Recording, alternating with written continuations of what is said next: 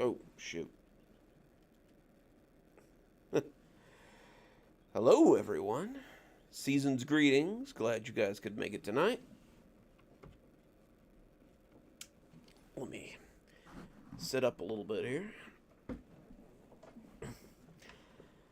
Hello, hello, hello. Glad you guys could make it to the live stream. Hopefully, not as much static tonight, though we're definitely going to test it out before we get rolling. In fact, give me just a second and we will convene. Check. Check. Check. Oh yeah, static sounds.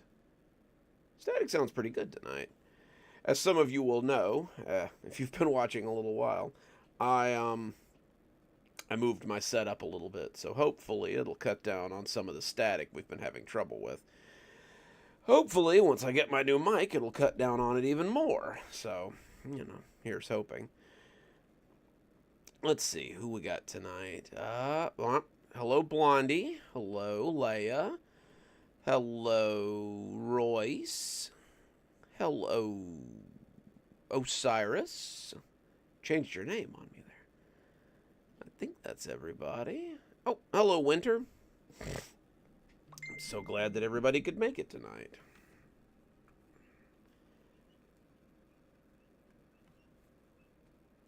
Alrighty, so what do we got going on tonight? Well, tonight is going to be an extra long live stream because I'm probably not going to be doing one next week. I'm going to take a little break, as you guys keep telling me I should. We're going to... Thanks, Royce. I appreciate that. We're going to... we're going to do our usual holiday stuff this week. And then Friday, we're going to be doing the start of our Christmas special with Grandpa. I know it's after Christmas, but I didn't think you guys would mind. And then Grandpa is going to take us all the way into the new year, it looks like. And so Grandpa will probably be from the 26, 27, 28, 29, 30, 31, probably through the 1st, I would think. 1, 2, 3, 4, 5, 6. Yep, it'll take us into January 1st, so we'll have a nice long week with Grandpa there. Oh, hey Lou, we're glad you could make it, man. So yeah, we're gonna do some Christmas in Kashmir stuff. We're gonna do some more Christmas stories. We're gonna finish out our Christmas train story, and then we're gonna start right in with 7-Day Grandpa story, where Grandpa gets his Christmas story. If I had timed it better, I would have probably done this week, but as many of you know, my timing is awful. So we're going to have lots of cool stories though. But tonight's going to be extra long because we're going to do, I believe it's 4 stories. Yeah. 4 stories. Our 2-part Christmas train story. We're going to do a travel writer story for Christmas, and then we're going to do our last Christmas Kashmir story, and then we're going to do a 7-parter for the Grandpa stories for next week. So it's going to be a big stream tonight, so I hope you guys are ready. To announce the winner of our Christmas writing contest, it's Leia, and not just because she was the only one that put a story in. Her story was really good. I'm going to read it on the channel. I might read it tonight. I don't know. It'll really depend how my voice does. But we're gonna have a lot of stories. So should be some good stuff. I'm gonna mix in. There'll be some cozy horror in the morning. Maybe some. We may actually do some longer Christmas stories in the morning. I haven't quite decided yet. We'll figure something out. There will be content, of course. So don't you worry about that. But let's see. What have we got today? Oh yeah, of course. Before we get started, gotta get my water, and I've got to get my Duke Cannon's brand lip balm for proper enunciation. Before I start my live streams, we always have to use our Duke Cannon brand lip balm. Send me some money, Duke Cannon. I could use it this time of year. But let's get cracking, I reckon. We will begin with our Christmas travel writer story. If I can find it somewhere around here. Yeah. It's called The Voices of Evergreen. Voices of Evergreen Woods. And I do hope you guys enjoy it. Be sure to let me know if the static gets bad. I can readjust. Like I said, it seems to have cleared up a lot since I moved it over here. So should be a good time. Alrighty. So first story for the night is our travel writer story, The Voices of Evergreen Woods, and I hope you guys enjoy it.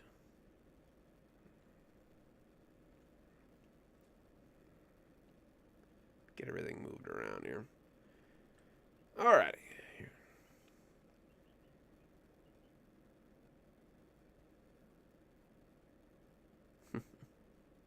That would be great, Lou. Not from me, but from people that are better at writing them for that. Hey, it's my favorite bunch of travel enthusiasts. Hey, it's my If I could talk tonight, I'm going off to a great start here. Hey, it's my favorite bunch of travel enthusiasts. I remember how much you guys loved my trip to the Toymaker's Woods last year, so I figured I'd stop by for another holiday travel tale. I've actually been on a little bit of a vacation for the last month. My editor sent me to a haunted hotel in Hawaii, and boy, has it been a trip. I was only supposed to spend a week in the hotel, but when the locals heard I was doing a piece on the haunted location, they started taking me to a few other spots.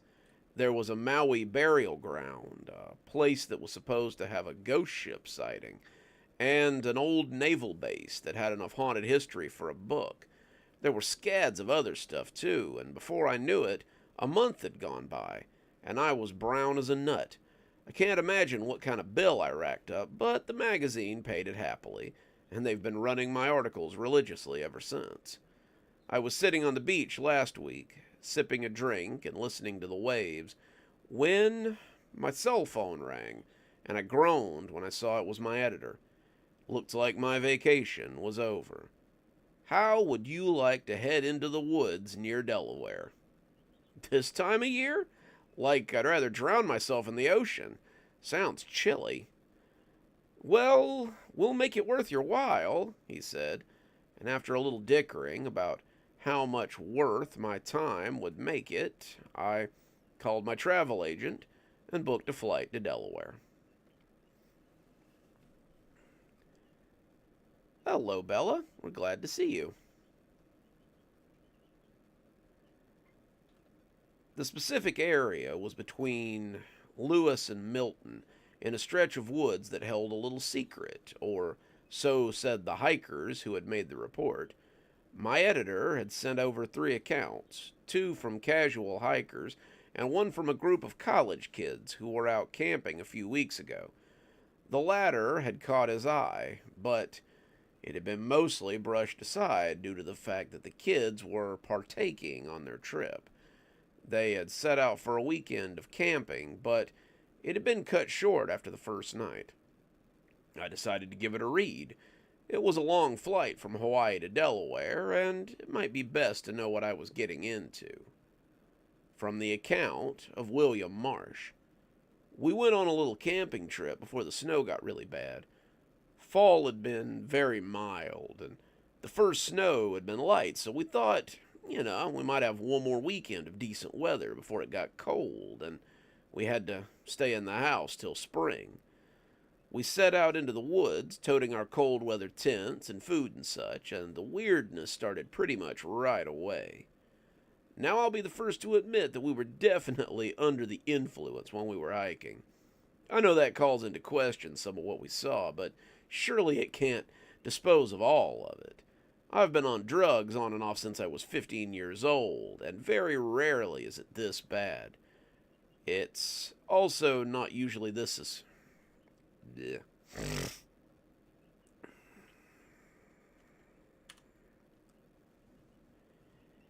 It's also not usually this specific. Okay. You might see things, you might hear things, you might even smell weird smells, but everyone in attendance heard and saw the same thing. That's a little bit too much of a coincidence, even for me. It all started because Dave had these mushrooms that his cousin had given him. Dave says that it's a very mellow 8-hour high. You take the mushrooms, you drink water, and it's just a good time. So, we each have one at the start of the trailhead. Nothing out of the ordinary. We're walking through the woods, taking in the sights, mostly just waiting for them to take effect, and all of a sudden, I hear someone to my left say, "Merry Christmas." I flip around thinking one of my friends was playing a joke, but I see Dave looking around as well, asking people if they heard that. A lot of them did. They said it sounded like someone was wishing them a Merry Christmas. And then suddenly, we hear it again.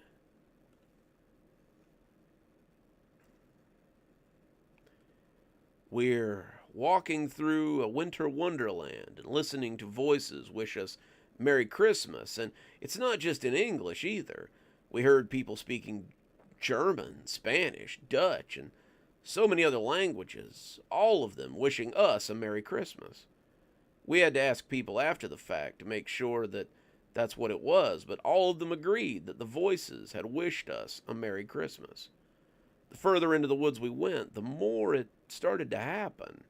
Suddenly, it sounds like whole groups of people are wishing us a happy holidays or a Merry Christmas, and I start to smell gingerbread and hot chocolate, two things that were instrumental in my parents' house. Christmas time. What? Oh. It just threw a Christmas time in there for some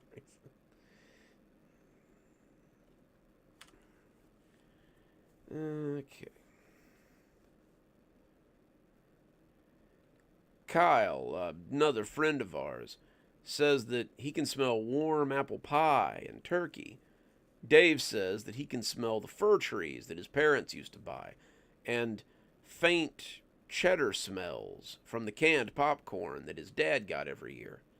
It's so weird, but at that point it's mostly benign.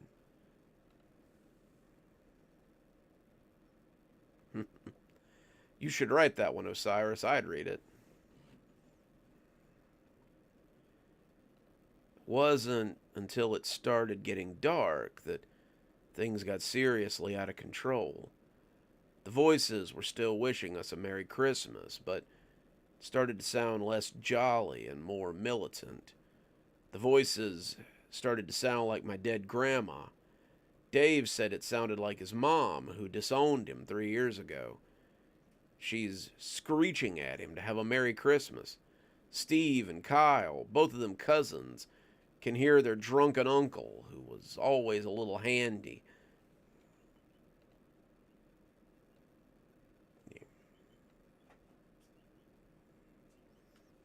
Handy, not. Can hear their drunken.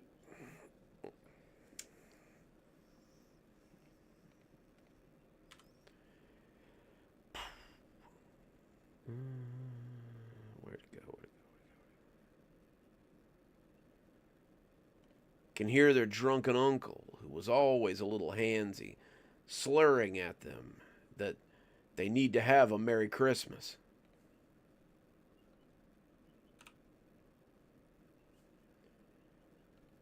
We start running at that point, The voices are chasing us, and I don't think we stopped running for the rest of the night. They screeched at us from all sides, sounding like dead relatives, or like monsters, or like hundreds of other things. We ran and we ran and we ran, and then as morning began to peek over the horizon, we finally came to the parking lot and piled into Dave's old van. We'd been hiking all day and all night, and how we got back to the parking lot, none of us will ever understand, but we're plenty grateful that we did. We'll never go back into Evergreen Woods again, not for $1,000,000.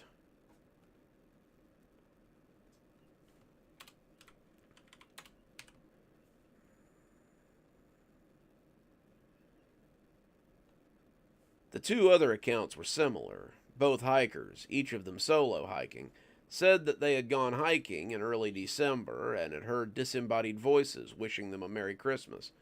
Neither of them reported the angry voices that the group of college kids were talking about, but both of them agreed that hearing the voices as they hiked was highly unsettling, and both of them had opted to get off the trail before nightfall. One of them had planned to camp out in the woods that night, but he said that the voices had rattled him so much that he decided to pack it in early. Evergreen Woods sounded like the last place I wanted to go, but I needed the money, and I suppose some disembodied voices couldn't hurt me in the long run, right? I caught a plane to Lewis, rented a car, bought some camping gear, and made my way out to Evergreen Woods Trailhead. It wasn't early December when I pulled into the parking lot. It was about a week before Christmas, and the snow on the ground was enough to make me rethink my idea of camping. I was dressed in flannel and snow pants, long johns securely in place underneath, and as I set out with my pack and my snowshoes, I began to hope that this was all just a misunderstanding, and I wouldn't find anything more than some very talkative birds or strange echoes. Evergreen Woods was quite beautiful when I walked into it. The Toy Maker's Woods had been pretty too, but it had been that stark beauty that you often get in snowy places. These woods, they weren't the same. They were still rather stark, but the way...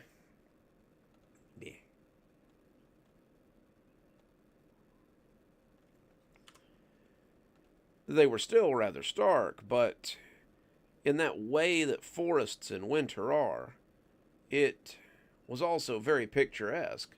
I remembered snapping some shots for my editor, something he could use in the article, and as I made my way into the woods, I was a little relieved that I hadn't heard anything. There were no disembodied voices, no phantom smells, and nothing to suggest that this would be much more than a very normal camping trip. I was kind of relieved. It was nice to be sent on a wild goose chase for a change. But as the day rolled on and the sun started to get high enough that I was thinking about lunch, the weirdness began.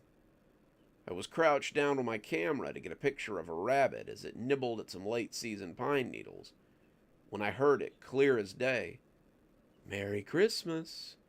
I almost dropped my camera, whipping my head around as I looked for the source of the voice.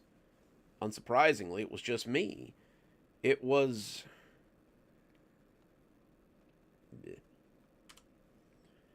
We're reading The Voices of Evergreen Woods if you're just joining us, so pull up a chair. We've got lots of stories to go. I was by myself, and as I turned back around, the rabbit had gone. Hang on a second, guys. The rabbit had gone.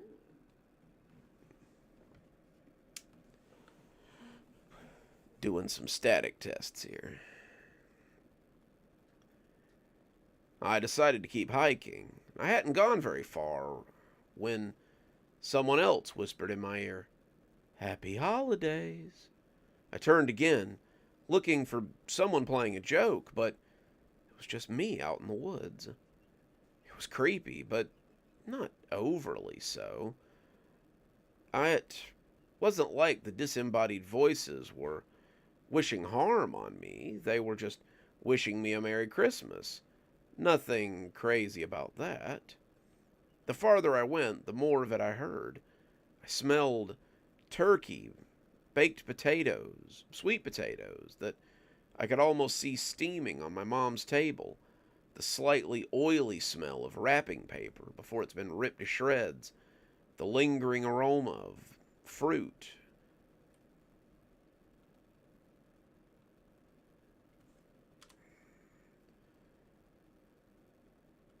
A Brute body spray pack, which my mom always found for me during the holidays.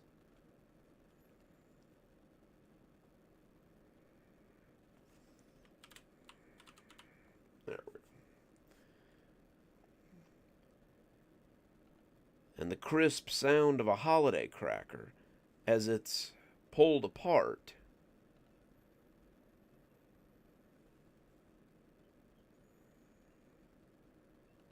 To reveal some small toy. The mixture of dark chocolate and peppermint that my mom always seems to have on stock this time of year. The voices didn't just wish me a Merry Christmas either.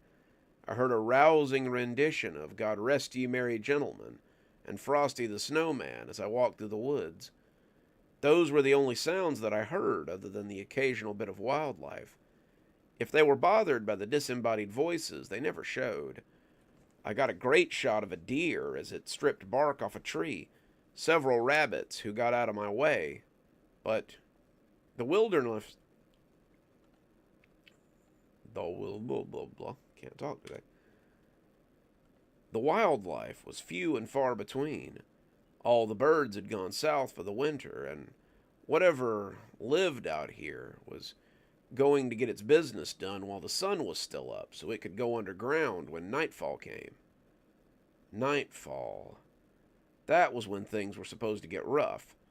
My editor had been very clear that he wanted me to camp out after dark, so as the sun began to set about 4:30, I started pitching my tent so that I could get inside when the dark swept up to get me. The ground was a little hard, but I managed to pound my... Ugh.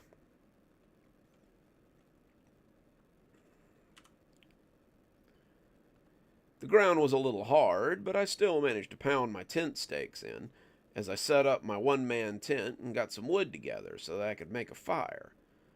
A lot of it was very wet from the snow, but I found a little bit of dry wood that I could mix with the starter logs that I'd brought at the camping store.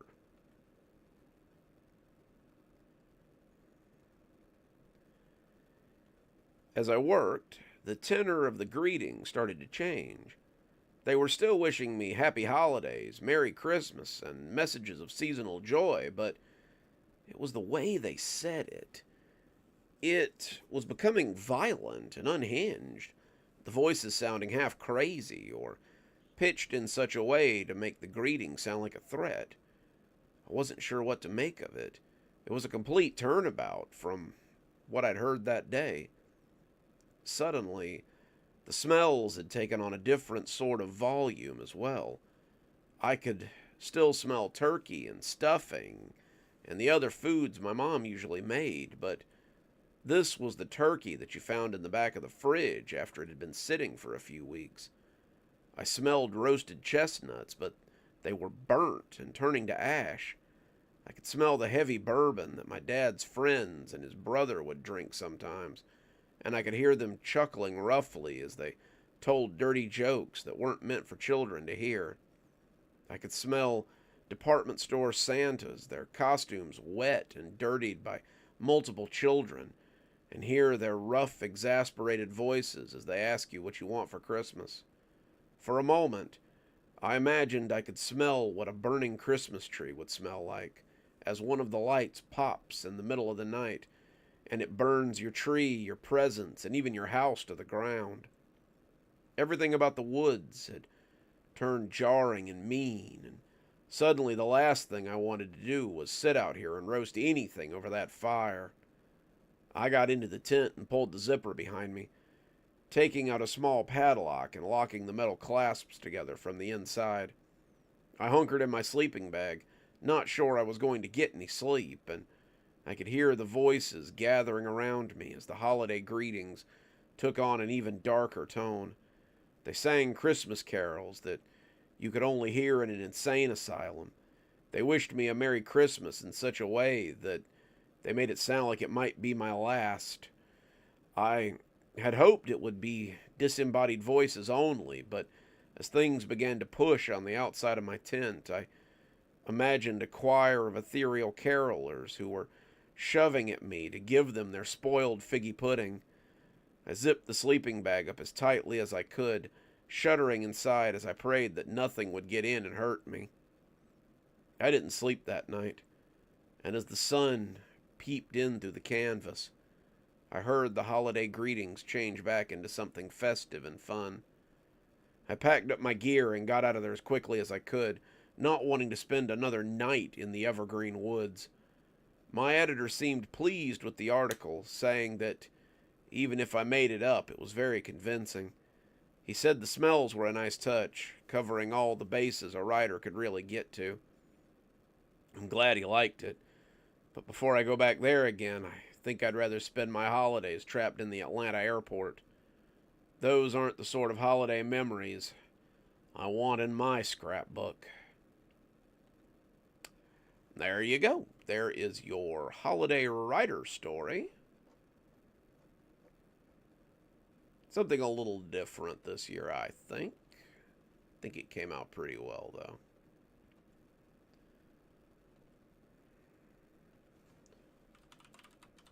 Just move that over. I'm actually working on a book of the travel writer's stories, so you guys can look for that pretty soon, too. I'm actually working on quite a few books. I don't know. It's kind of sour grapes to say it there, but like now that I don't have to keep sending out books for patrons, I think I can release more of them, actually.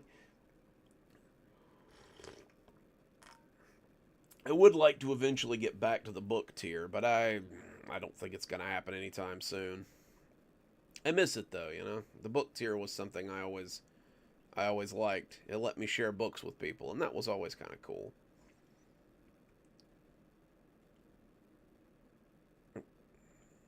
There we go.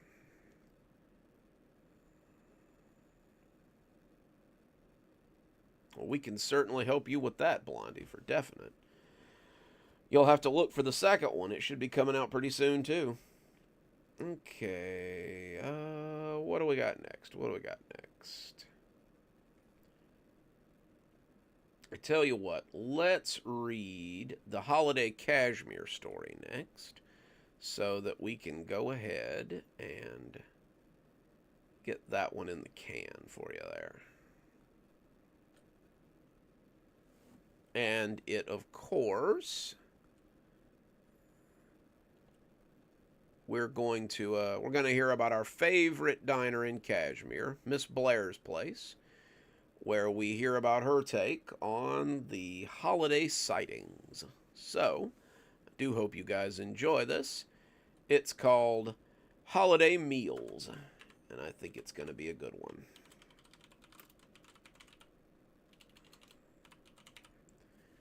Alright, here we go. Miss Blair heard the bell over the door give out a merry jingle, and she smiled as she looked up to see Earl and Candace walk in. Let's fix a little of that.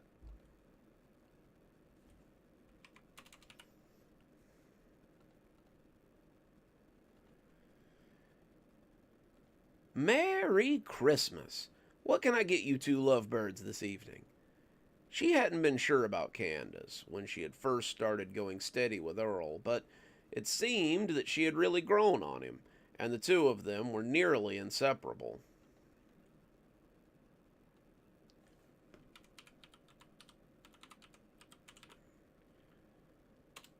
Hey, Carrie, we're glad you could make it. Oh, I see Cindy up there, too.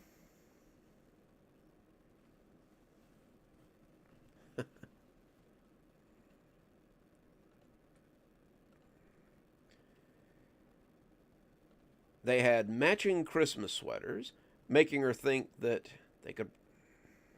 Yeah. They had matching Christmas sweaters, which made her think they had probably come from the tree lighting. And while Candace had a traditional Santa hat on, Earl had decided on one of those fuzzy Russian hats with the phrase Happy Holidays on it. They were both smiling.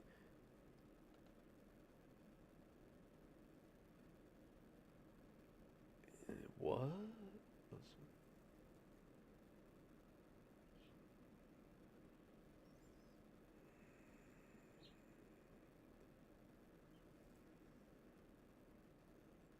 I don't know. I should have had this translated before I read it, but that's a weird one.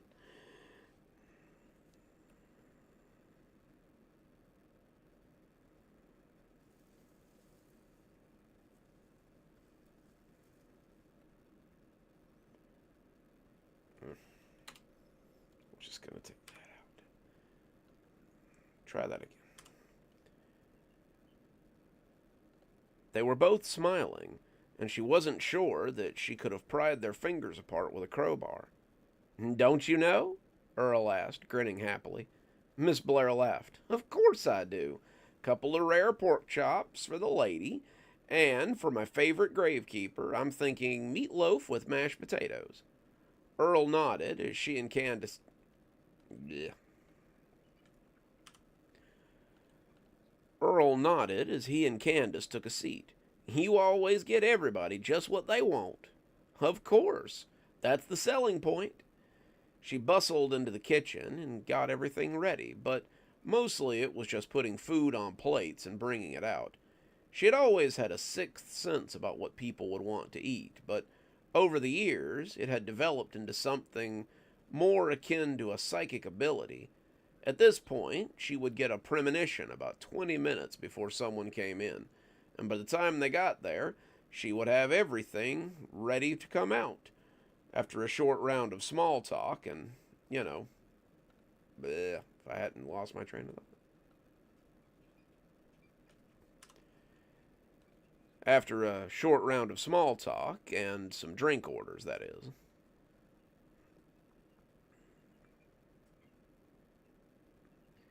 It did wonders for turnabout time. Miss Blair's prices were fair, and you got your food so fast that most people in town came to see her at least once or twice a week. She was happy to be one of the nicer places to eat in Kashmir, and knowing what people wanted to eat meant that you really didn't have to mess around with extra wait staff either. Miss Blair. Yeah. Can't seem to make my mouth work right today. Miss Blair cooked, cleaned, served, and made money hand over fist. It was a good system. She was just sitting down the food for Earl and Candace when the door opened again, and she saw the odd boy on the bicycle walk through and hand her a piece of paper. The food delivery business was a newer addition to Kashmir, but she was all for it. People didn't need to come in to get fed anymore, and if they wanted to have a home-cooked meal in their house, then that was just fine with her. She already had it ready anyway, the burger and the fries and the two BLTs that were slowly soaking grease into the brown paper bag that she handed to the kid. He nodded, holding up his phone so she could scan his card, and as he paid, he tipped her a wink and left to go do some deliveries. He was a quiet kid, but she supposed there was nothing wrong with him. There was no law against being quiet and a little creepy, especially not in this town. As the door opened again, Miss Blair looked up, smiling as she felt the grin slide right off her face. Who knows, maybe Miss Blair will cater our Christmas party. It was him, the man in the long coat and the bowler hat. He'd been coming in here for about 8 years now, and she should have expected him. She could divine his order just.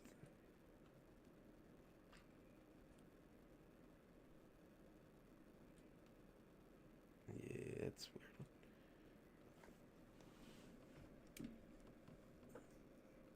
She could. Try that again. She could divine his order, just like everybody else's, but it wasn't in the usual way. Most of the time, Miss Blair would be chopping up something to make a stew, and she would get a sudden flash of a meal that someone wanted: steak and potatoes, meatloaf with gravy, a hamburger and fries, or any number of other things which would just pop into her head. It was always followed by a smell, the intense smell of black pepper and burnt toast. The burnt toast worried her sometimes, like one of these days she might be driving a food order.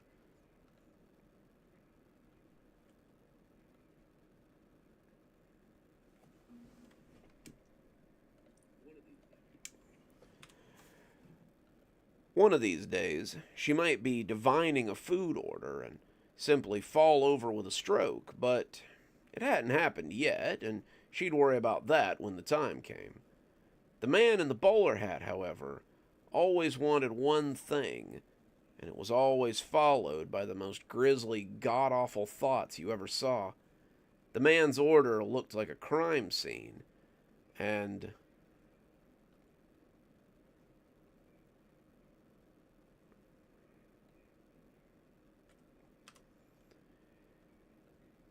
his order was not followed by the smell of black pepper and burnt toast.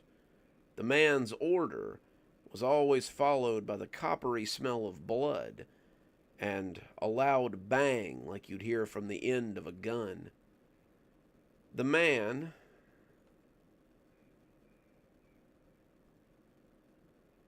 what?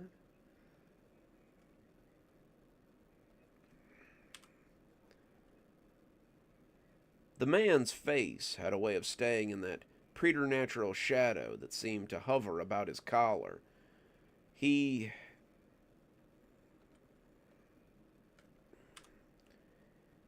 She had never actually seen his face. She didn't want to, and as some of her other patrons turned to look at him, Miss Blair inclined her head to the back room, and he followed her. "Is my order ready?" He had that deep, sonorous voice like a demon in some old movie. His voice sounded like the kind of thing that ought to come out of a well, and as he tried to entice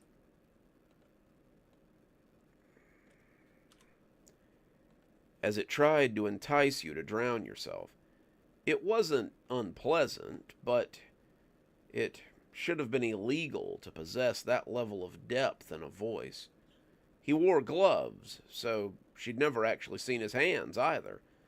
He wore thick rubber boots as well, the kind her grandfather would have called waders, and so she had no clue what his feet looked like either.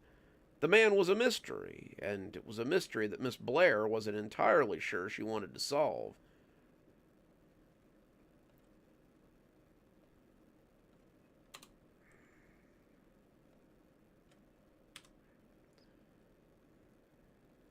You know as well as I do that it display.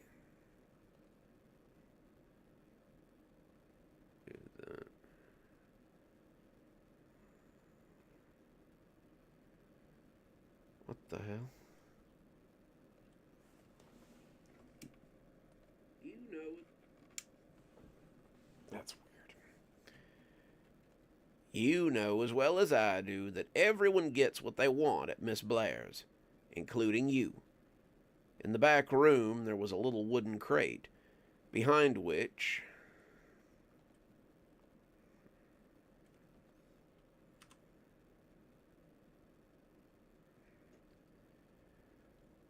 was about 3 feet high and roughly about half as wide. There was a shorter one behind it, though she had never seen him use it. It was the sort of table that you would see in one of those Disney movies where they fed animals, Lady and the Tramp perhaps, and it was set with a perfectly white tablecloth and a plate, which was stacked with human flesh. She had pre-ordered it for him. A heart, some what?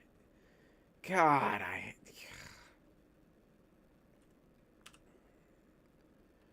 a heart, some brains, and an assortment of fingers. She bought them from a guy out of Atlanta, and he delivered them to her every Thursday in a cooler. She paid cash. He didn't ask questions, and it was arrangement that had befitted both of them.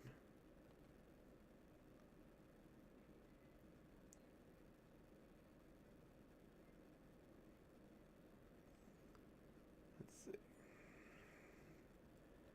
The man moved towards the makeshift table, and suddenly Miss Blair was filled with a need to know what he was and why he ate like this. Why is it always human flesh? Why is this what you want to eat? And why is this how you want to live? The man stopped, and as his hands came up to his hat, Miss Blair felt her breath hitch a little. He was going to do it. She was finally going to see what her mysterious patron looked like. She'd always been curious, expecting him to be some sort of monster, but the hat...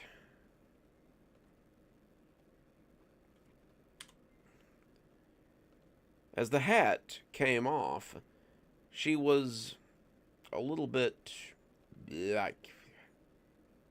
Sorry, guys. But as the hat came off and she got a good look at him, he turned out to be a very normal-looking individual. I guess I don't really need the flesh to live. The consumption of flesh has always been more of a comfort thing for me.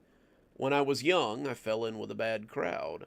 Some friends of mine wanted money, and breaking and entering seemed to be the best way to get it. We had broken into someone's trailer, and I was digging through their nightstand when I heard a sound and turned in time to watch my friend get his head vaporized from the jaw up.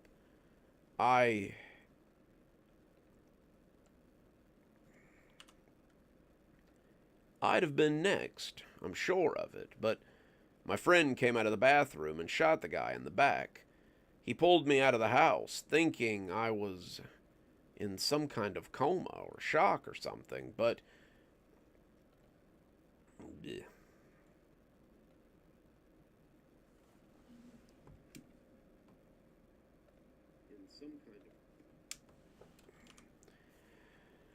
in some kind of shock or something, but he couldn't have guessed the truth. Some of the man's flesh had splashed right into my open mouth.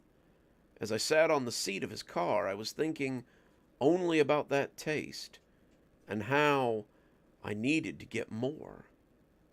He took a seat, removed his gloves to reveal hands as normal as hers. Everything I've done since then has been in service to that need. Every time I sit down to a bowl of oatmeal, or a hamburger, or a casserole, I'm thinking of flesh and how to get it in my mouth. He picked up one of the fingers, rolled it between his own, before he lifted it to his mouth to take a bite. Miss Blair left before the crunch, not wanting that image in her mind. "Miss Blair!" Someone was calling from one of the tables. Someone else was standing by the door as they waited to be seated. And as they all shouted for service, it was all suddenly too much for her. She pushed into the kitchen and ran for the back door. She stepped out into the snow, chest pumping, as she leaned against the restaurant and tried to catch her breath. That's when she looked up into a pair of angry yellow eyes. The creature was crouching in the bowels of the woods behind the diner, glowering at her as she stood pinned by those eyes. It had a blood-red coat, a lot of fur, and huge arms that seemed to be trying to snap the limbs of the closest tree. The two stared at each other for about 40 seconds, and then it snorted and disappeared back into the woods as it left her standing there in the snow. Miss Blair didn't know what it had been, but it felt like it was best to head inside now. There were people to serve, after all, and it appeared she'd found more than fresh air out here in the snow. Alrighty, again, sorry, that one was a little rough, guys. I really should have found some time to check some of these stories beforehand. But that's our Kashmir story this week. So let's move on to our Christmas train story. I've got part 2 and 3. And After that, we'll go straight into our Grandpa special. So if you guys are waiting for that one's coming after these next two stories. So, shouldn't be too much longer.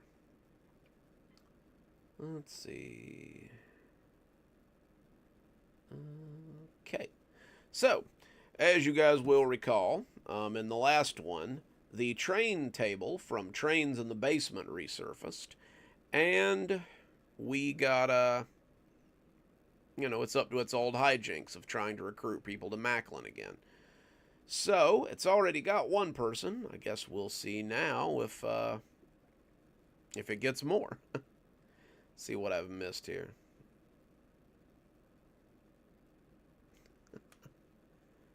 It's what I love about you guys. You guys are always so active in the comments section. This really is a great community.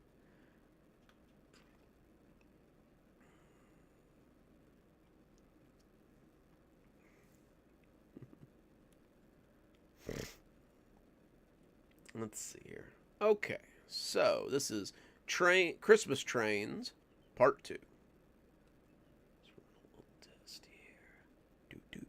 Doot. Check. Excuse me. Looks like we've had pretty good luck so far, guys. Haven't seen the static reemerge, so hopefully we'll have a static-free live stream tonight. That'd be great. We seem to be a little short-handed at the second-hand store these days. It had been 3 days since the train table, Macklin, and Mr. Williamson lured the kids from the back room. Lured the kid from the back room into the community. Since then, it's lured the other guy from the back room. I think his name might have been Howard. I can't verify this. I haven't been anywhere near the train table since then.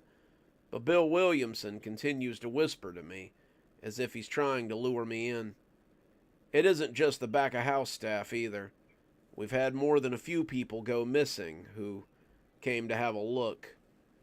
We had seen a lot of return business lately, and all of it seemed to be focused around the train table. Some of it was probably genuine. It was a very impressive train thing.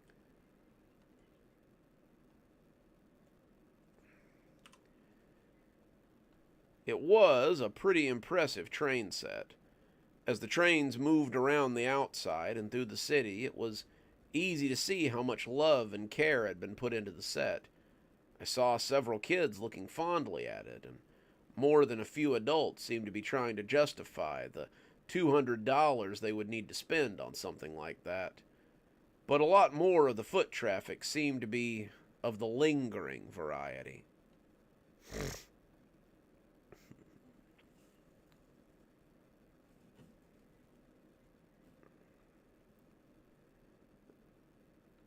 I saw more than a few of them standing around, looking closely at the town as if listening to a voice that only they could hear. I had dreams about Macklin a few times, and though I'm sure the dreams were supposed to have been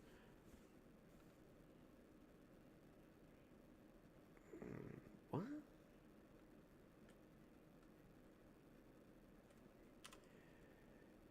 And though I'm sure the dreams were supposed to have been happy for me, they honestly scared the crap out of me. They all seemed to occur in that slow-motion zoom-in way that you see on Mr. Rogers, but they felt more akin to The Shining. I would move slowly through the town, seeing the painted houses and the intricately crafted roads as they slipped past. We would travel to the train station, and once I got there, I would see Bill Williamson sitting on one of the benches and checking his watch. He would always tell me that I was right on time, and then I would follow him onto one of the trains that pulled up. He would introduce me to the conductor, a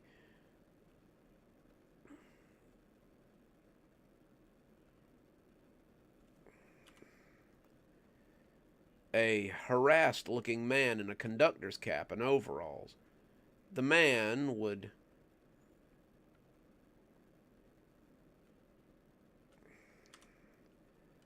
the man would grin at me, his face frozen in a rictus of joy, and then he would pull the cord, and off we would go. I could hear the train clicking along. I could see it taking the turn slowly and smoothly, but as we left the town and approached the mountains and the farms outside of it, the train would begin to increase in speed.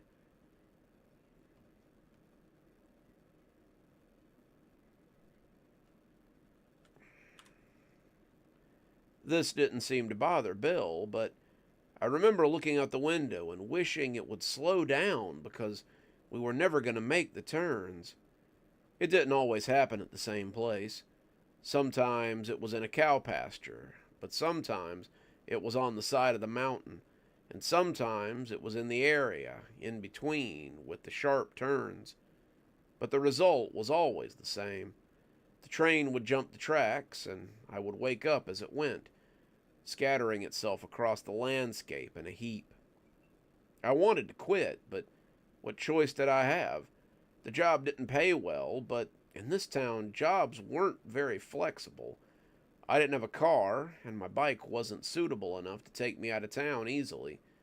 I needed a job within walking distance, and working at the thrift store paid my bills nicely. I didn't know what I would do if I had to go looking for another one, but I'd begun to think about it. "So," Cecil asked one day, as we were stocking the clothing racks, "have you noticed anything odd about the train set?" I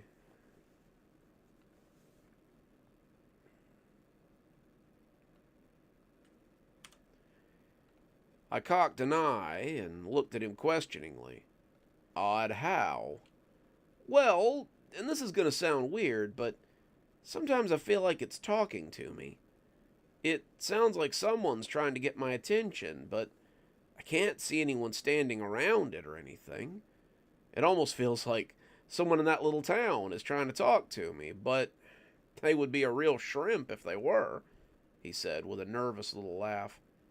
I wondered if Cecil had talked to Bill Williamson yet, or any of the other people that lived in town.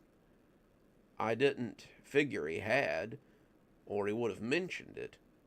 The train table had been sitting there for about a week, and I wondered how many people Bill had spoken to in that time. Seems like it could have been hundreds with the amount of people that had stopped to take a peek. Gabriel had been pretty upset about his office being broken into. He had stopped yelling about it much. He had stopped yelling. He had stopped yelling about it quite so much, and I think he assumed that the two guys from the back of house who had disappeared had taken the trains. He had told us to keep an eye out for them. If they came back, he wanted to know right away. But I didn't have the heart to tell him that they were here the whole time.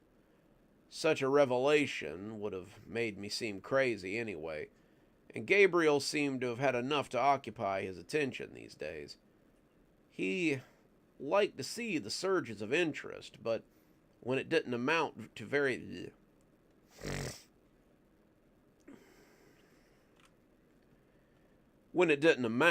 an increase in sales, he started grumbling about the amount of people that just wanted to stand around near the train table. "I'm thinking about taking it off the floor till after the holidays. It just sits there, and I've seen people interested in it, but they never seem interested enough to buy it. It also takes up a lot of room, and, well, I suppose it is decorative." He said this, but I got the feeling he was a little bit nervous about touching the train table to remove it. I would see him walk by it sometimes and freeze in place, like a dog who's heard a noise. He would stand stock still and look around, like someone had called his name. But then he might shiver or shake himself and go back to what he was doing. It was pretty obvious that Bill was calling to him, but Gabriel maybe hadn't put that together yet. Gabriel could be pretty thick, and he was definitely pretty fixated on what he wanted to do. And as it got closer to Christmas, I'd begun to wonder who was going to join the population of Macklin next. Then, I came in about a week and a half before Christmas and found Cecil standing beside the train table. He was talking to someone, but I was only getting half the conversation. Does seem like a peaceful place. Pause. And the trains always run on time. That's quite an accomplishment for a town so big. Pause. Pause. Well, I'm not sure how I would come to live there. The town's the size of a cracker box. I don't think I could fit more than a toe in there. Pause. Longer pause. Really? They're both there? I know Gabriel's been a little worried they might come back, but... Pause. Pause. Pause. It does sound really nice. It would certainly be better than spending my whole life here. I couldn't take it anymore. I came up behind Gabriel.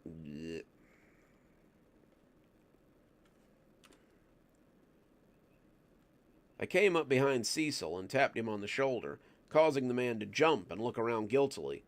He was sweating, his cheeks a little red, as he tried to act like he wasn't talking to what amounted to a model town. I told him that Gabriel had asked me to find him.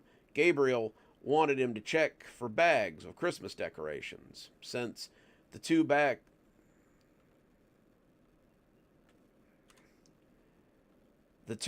of house guys were no longer there. Cecil shook his head and snorted, saying it would be just like Gabriel to expect him to pick up the slack. Then he took one last lingering look at the town and made his way into the back of the second-hand store. Now, that wasn't very neighborly. I looked down and found Bill Williamson sitting on his front porch, a pipe in his mouth and a cup of coffee in his other hand. More neighborly than abducting people out of their reality? It was hard to tell, but Bill shook his head at me slowly, as if disappointed by my sentiment. Is that what you think we're doing? Oh, Ron, we don't steal anybody from anything. We simply offer people a better way of life. What? A way of life inside your hand-painted little train town? What happens when some spoiled brat with too much money comes in and buys your perfect little town? What happens when a leg collapses and your town goes spilling across the floor? The state of your little town is very precarious, and I'm not sure how safe any of you are. That's the thing, Ron. None of that has ever happened. We have always been owned by people who respect our town and its people. Our town has always been well maintained. Our town...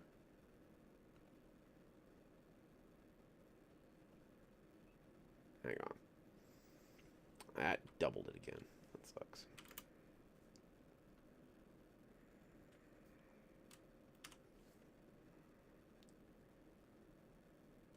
And we have always abided. That's the good thing about Macklin, Ron. It's a nice place to be, and it will always be a nice place to be. You can still be a part of that, Ron. I won't hold anything you've said against you. Macklin will accept you with open arms, if that's what you want. I thought about it. I really thought about it, but at the end of the day, I was not in a hurry to live in some dusty little town that existed in the back of a thrift store. I backed up slowly, trying not to slip on another footstool, and got back to work. Then I noticed him standing there just before closing time, and I realized that my spot might have already been filled. It wasn't Cecil, thank goodness for that. It was David. David was the guy who works the register most of the time. He'd been coming back to the table every now and again to see what had been added, and I could tell that there had definitely been some work done since this morning. The town still looked like someone's model, a thing hand-painted with buildings purchased from a hobby store, but now it also looked as if someone had been making additions. I could see a gas station where I was pretty sure there hadn't been one the day before. The gas station seemed to have an auto repair area, and I wondered if one of the fellows from the back room had dreamed of being a mechanic. There was a Christmas tree lot opening.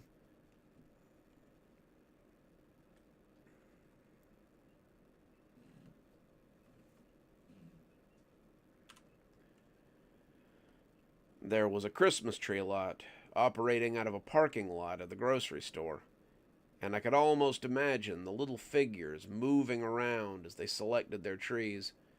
Many of the houses had sprouted Christmas lights. The town proper had also been decorated with trees and lights and such. Macklin was getting into a festive mood, it seemed, and David was joining them in their preparations. He was placing a star on the top of the Christmas tree outside a town hall, and as he got it just right, I imagined I could hear a small wave of applause as a group of people let him know that they appreciated it. David laughed as he looked at the town square, telling the people that it was nothing. He said anybody would have been glad to do it, and then he caught his head.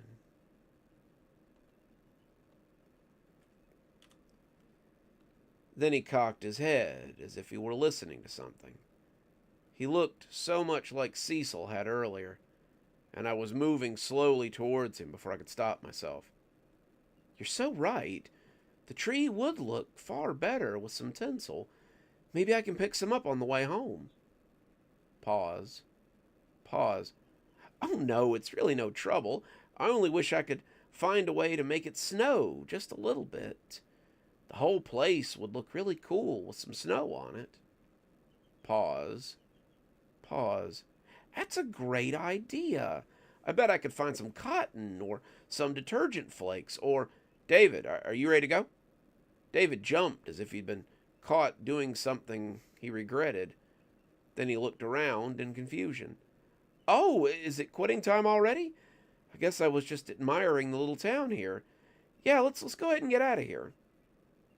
He looked one last time at Macklin, and then followed me out as I cut the lights and locked the door.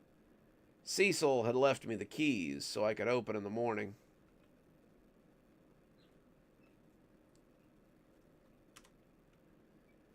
Gabriel had left me a key so I could open in the morning, and as I glanced back at the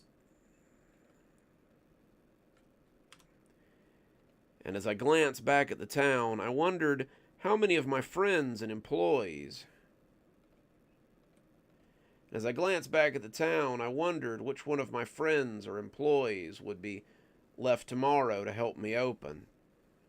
One look at the town let me know that it might be a few less by the time Christmas rolled around. Alrighty, and then we will move right into the next part, which I already have ready. If any of you guys are waiting around on the grandpa stories, they're coming after this one, so Grandpa will get his moment here in a second.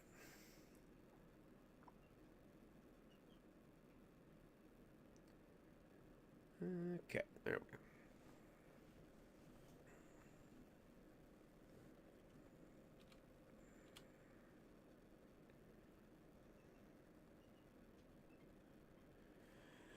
Whew. Stretch it. There.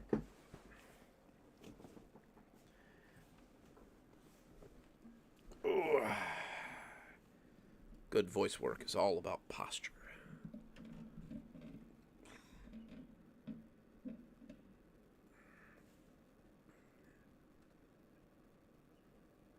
Boop, boop, boop.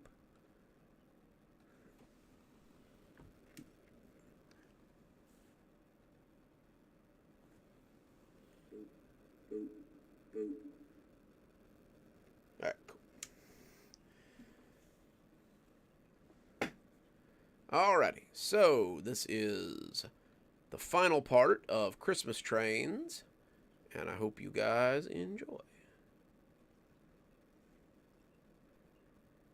I think this might be the last update I have for this particular story. Today I arrived to find that no one had come to work to help me open. It's not like I've had a lot of help this week anyway. Most people have been lingering around the damn train table. Customers, workers, even...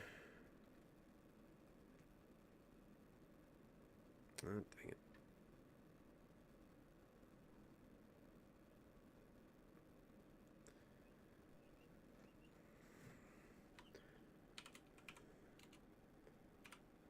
There.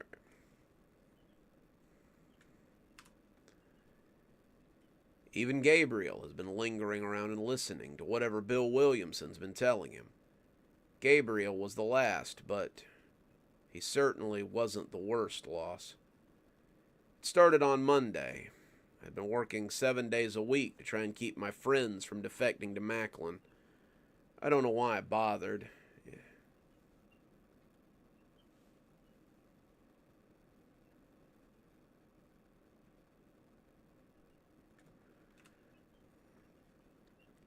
In this economy, it seems like it might be better to live inside a train table. I had warned David and Cecil about getting too close or listening to what that guy had to say, but all they did was get this dreamy look in their eye and nod as if they didn't see a problem. I found another part of the train table in the back, and I noticed that Gabriel was putting another $100 on the price tag. It's not a beach scene like I had thought it was. It's a farmland, complete with a couple of farms and some fields of corn. I have no idea where he's been keeping this thing. Surely this wasn't just sitting in the back. It's meticulous, all the pieces put together with such care that I can't imagine anyone could separate the train table.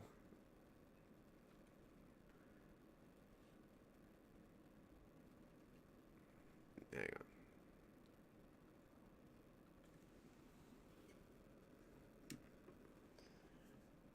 I can't imagine. All right.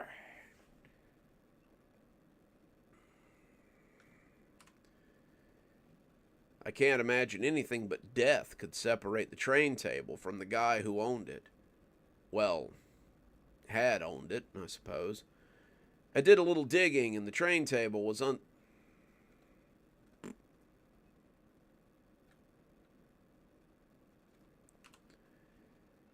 I did a little digging, and the train table was once owned by a suspected murderer. He came home and found his wife cheating on him, and it appeared that he killed her and her lover before dropping off the face of the earth. He had been quite an avid train collector, and his daughter said that he loved those trains more than he loved them. She's an adult now. She's the one who okayed the estate sale, but it wasn't until the town threatened to condemn the house that she actually agreed to let them sell anything. She doesn't live in the house. She says it scares the hell out of her. She hasn't been back for nearly half a decade, and she just wanted the stuff gone. Wanted a little bit of money to get out of town and start her life somewhere new. And I suppose she got at least a little of that from the estate sale. David went missing on Tuesday. I'd been redirecting him every chance I got, telling him that if he didn't stop lingering by the train table, he was going to run afoul of Gabriel. It worked for the first couple of hours, but after a while, he started getting more and more interested in whatever he was hearing from Bill. It was the strangest thing. He just sat there and swayed, soaking it all in as if whatever he was hearing, it was the most important thing in his entire life. I knew I had lost it. I knew that I had better be diligent, or he was going to disappear like the rest. But when he didn't come back from lunch on Tuesday, I knew it was too late. There was a new shop on the green, a restaurant called Dave's Place, and I suppose the town had given him exactly what he wanted. Maybe that had been his price for abandoning everything, to go live in Macklin. I never found any proof, no more than I found with the rest of them, but when I looked up from my search around the table and found Bill Williamson sitting on his porch and whistling lightly, I knew what he had done. Why? Why are you doing this? Why do you keep taking them? He didn't say. He just kept whistling and rocking in his chair. I wanted to yell at him. I wanted to shout until my voice broke, but I just left instead. That was probably how he trapped people. He just rolled them into a false sense of security and then took them when they least expected it. He probably expected me to...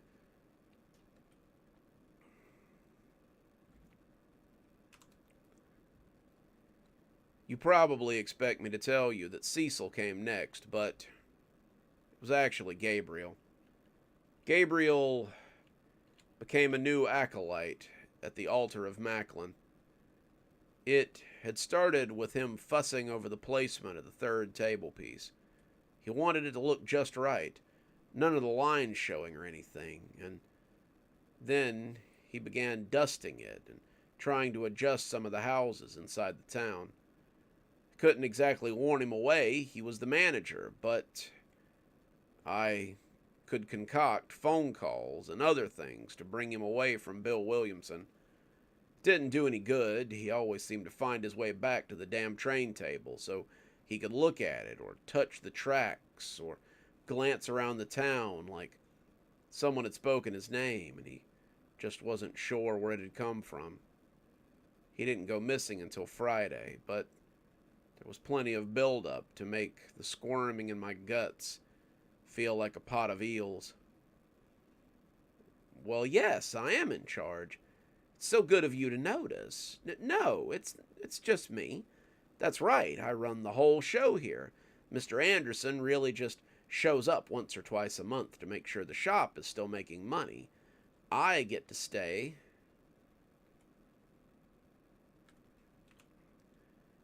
I get to say what kind of inventory comes in and what kind of showpieces we put out. You're right, it's a pretty important job. He laughed at the last, and I had to move up to the front and call the store number with my cell phone.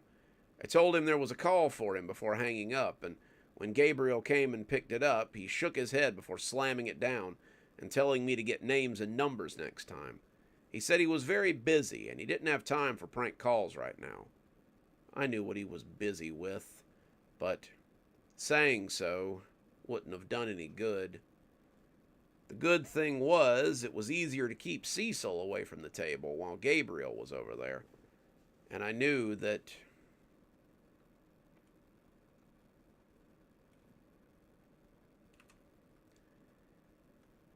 that didn't stop him from having an interest in it, and I knew that I had to step in before it got to him. I didn't know what I was going to do, but when I asked him to come out with me for drinks after work, he agreed. He said he hadn't been feeling well all week, and maybe a couple of beers would be just what he needed to put himself back to rights. He didn't look right, that was for sure. He didn't look like he'd been sleeping well, and it was starting to show. He looked as if he might have a lot on his mind, or maybe a lot on his heart. I couldn't have told you what Bill Williamson was telling him. You only ever heard just his half of the conversation specifically, but it seemed that whatever he was saying was really starting to get to him. Ron, what do you think happens after you die? I snorted foam into my nose. The beers had been halfway there.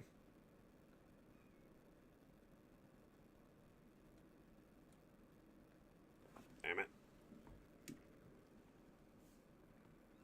The beers.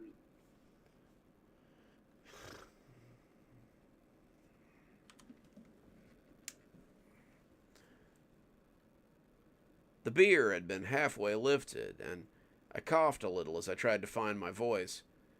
That would be the route that the old snake would take.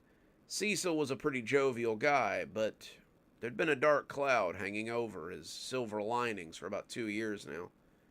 Cecil and his mom had been close, and when she died, it had really messed him up. Had Bill promised that Cecil could see his mom in Macklin? Seemed plausible, but as I put a hand on his shoulder, I tried my best to be sympathetic instead of afraid. Nobody really knows, do they? It's kind of one of those big mysteries. You don't think... He thought it over for a minute as he looked into the opaque surface of his beer.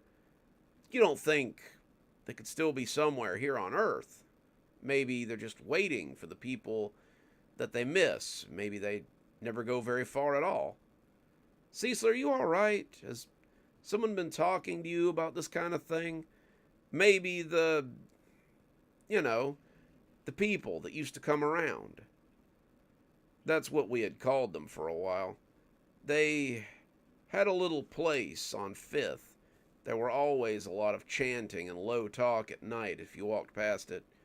They had a weird name, the Flame or the Glow or something like that, and they always talked about finding people in that glow or that bright or whatever it was they were worshiping. Cecil had talked to them a few times after his mom died, but I'd finally convinced him to leave them alone. Cecil knew it was a crock of shit, sort of a cult, and there was no one capable of bringing his mom back. No, just something I've been talking about with someone. I don't know. I don't think I've ever really gotten over her. She raised me by herself, since I was really little, and you know what losing her has done to me. I sometimes wish I'd gotten a chance to say goodbye. I don't even want her back all the time. I just want to let her know that I love her and say goodbye before she goes away again. Cecil, pretty sure your mom knows how you feel about her. There's no sense beating yourself up over it. If anybody knew that you loved her, it was her. Ah, you gotta be kidding me. Uno momento, guys.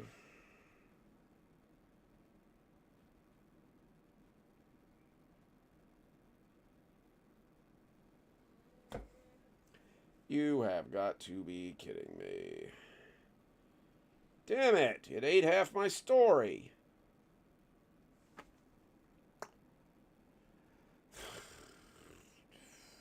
I use Grammarly so much, but this is why I could never really do an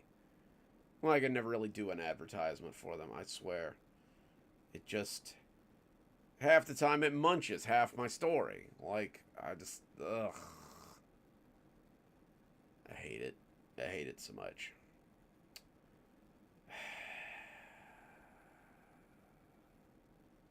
Well, I guess the ending of Christmas Trains is going to be a surprise to everyone because it has eaten like half my story. So, I guess we'll move on to the grandpa stories then. Jesus. Can't believe that. Alright. Well, we're going to move on to the grandpa stories then. Because I know that's what a lot of you guys are waiting for. So...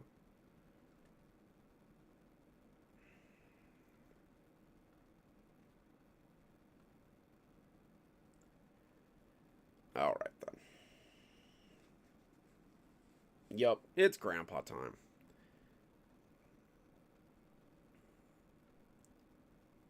One, two, three, four, five. Yep. Alrighty. Okay. 6, 7 are in Grammarly, but they have been finished, so we don't have to worry about Grammarly eating them.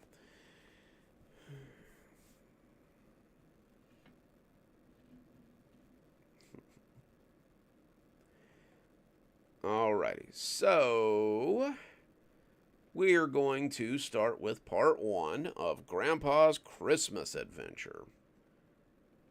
Let's make sure we're still running without static here. Make sure we're still running without static here. Alright, so Okay. So, here we go. All right. This is Grandpa's Christmas Adventure. We, hang on. Make sure I've got. I'm going to try to do this in real time, but.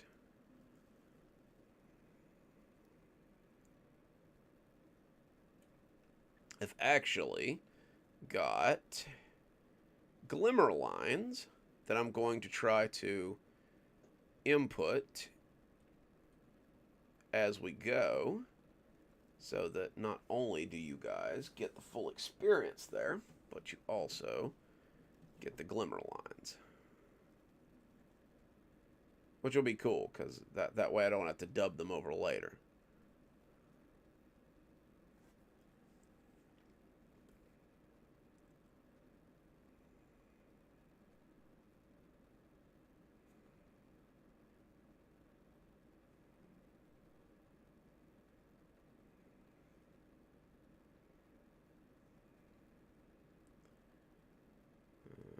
Okay, there we go.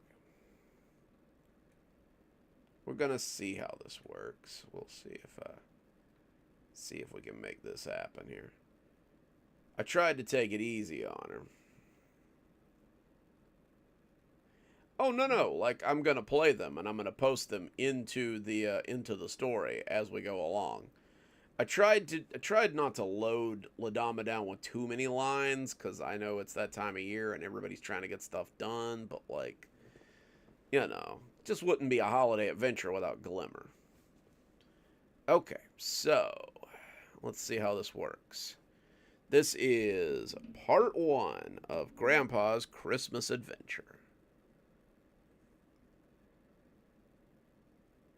There is an ill wind blowing from the north. I looked at Grandpa as he stood in the yard, looking like one of those dogs that's recently smelled something it doesn't like.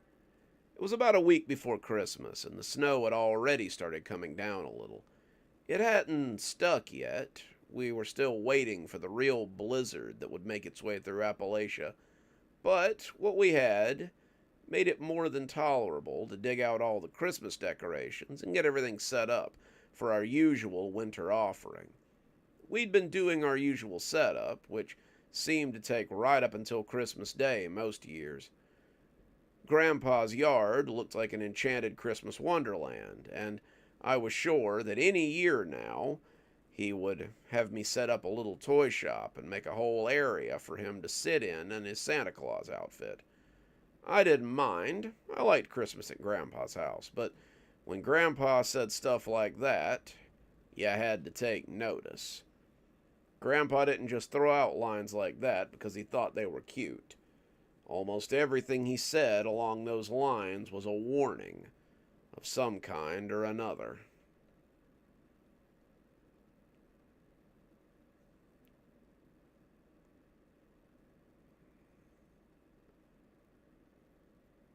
Oh no.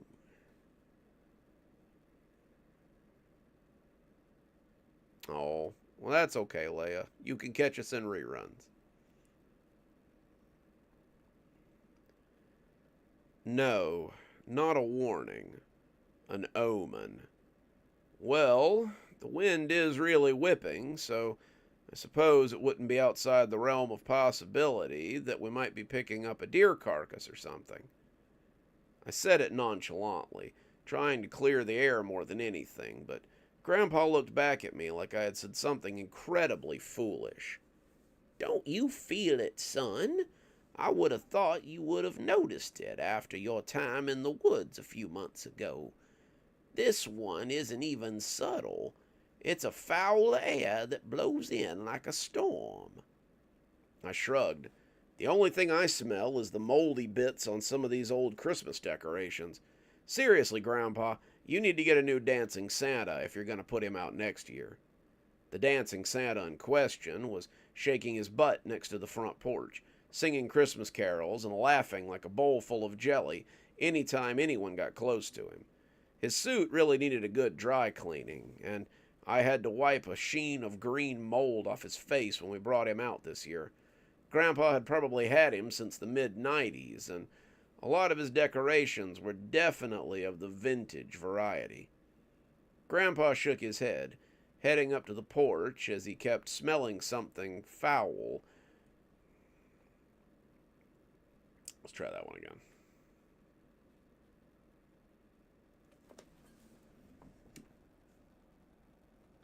Grandpa shook his head, heading up to the...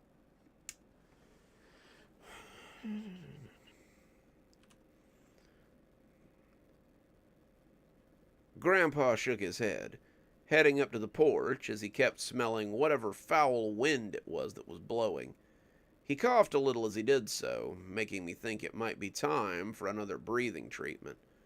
Grandpa's cough always got bad during the cold months, and we'd have to be back at the doctor's pretty soon to get more albuterol if he kept going out into the snow like this. It was the only way to keep him out of the hospital. I was worried, but not overly so.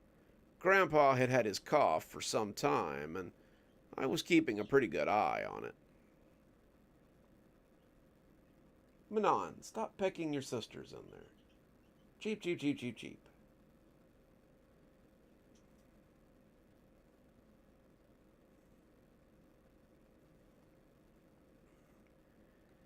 Come have a sit with me for a while, Grandpa said as he patted the chair next to him. It might be time that I talk to you about some of the things that go bump around this time of year. I was more than happy to take a break from setting up a sleigh and 6 less than tiny reindeer. 2 of our deer still needed to be fixed before the big day. Winter or not, I had worked up quite a sweat, and I was more than happy to have a sit down and listen to some of Grandpa's stories. He dug out a couple of beers from the cooler, and when I gave him a hard look, he pulled out a couple of bottles of water, too. Grandpa knew he was supposed to be staying hydrated, but his habit of beers in the afternoon seemed to be a hard one to kick. There's a lot of different holiday icons in the world. Some of them you know, but some of them you might be unfamiliar with. There's Santa Claus, Father Christmas. Even Odin has played a role in holiday hijinks, but there are others as well. The Yule Lads and Grella, the Yule Cat, Black Peter, Frau Perchta, the Bell Snickles, and, of course, the Krampus. Some of them are holiday gift givers, but some of them dispense punishments to those deemed naughty. I took a sip of my water, liking the way it pushed the dust out of my throat. I've heard of a couple of those. Krampus is a pretty popular guy these days, and I think I've heard a couple of stories about the Yule Cat. What's that got to do with us, though? This is Georgia, Gramps. We're firmly in the Santa Claus territory, as far as I know. Grandpa rolled his eyes and took a swig of beer, pointedly ignoring his water. Don't let our proximity to the Coke factory fool you, kiddo. This is Kashmir, and weird stuff is pretty much part and parcel for the area. Every now and again, something strange comes in around this time of year. I think the last few years we've...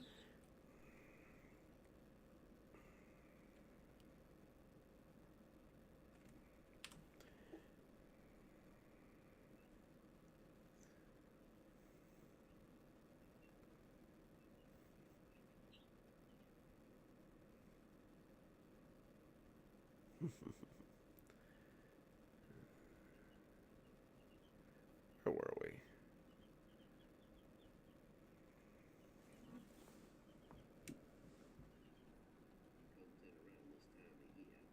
Okay, there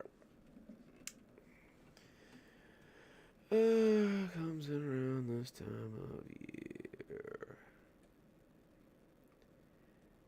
I think the last few years it's been hesitant to come in because of all the trouble we've had with the Green Man.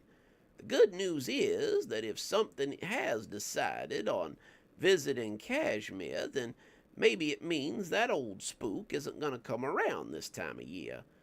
The bad news is that now we have to defend the town against Something only slightly less terrible.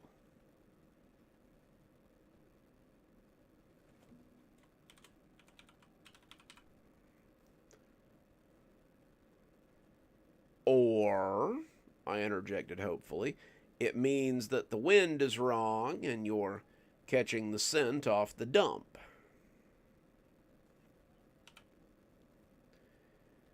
I know you're a big one for signs and omens, Gramps, but let's not go jumping at shadows just yet.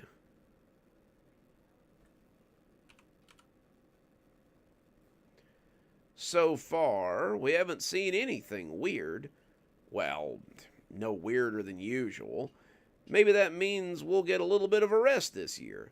It would be nice to have a normal Christmas for a change.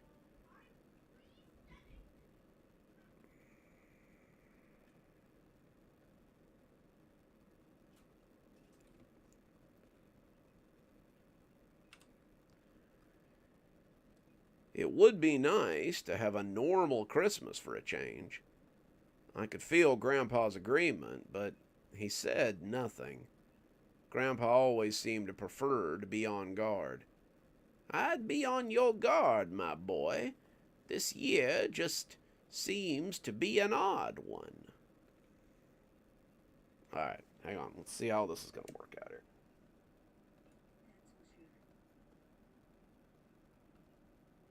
Alright.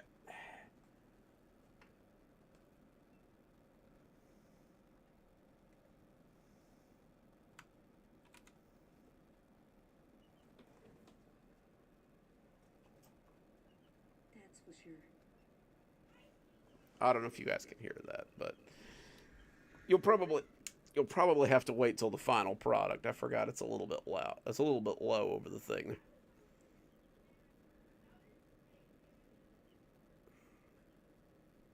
That's for sure.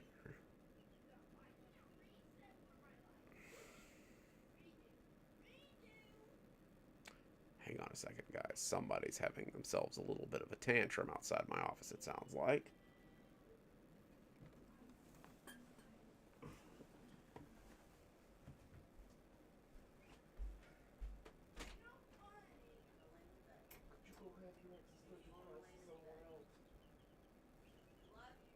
Thank you.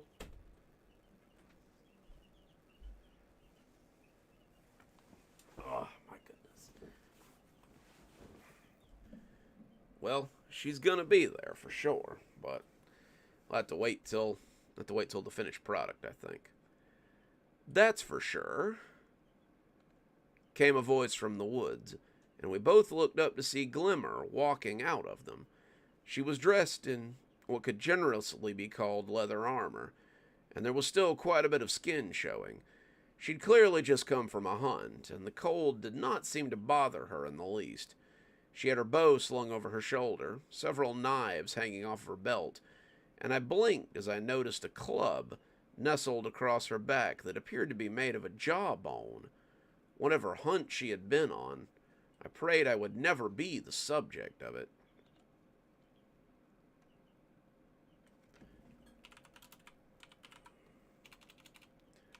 There we go. She gave me a kiss as she came onto the porch, taking a seat beside me and asking what we were talking about.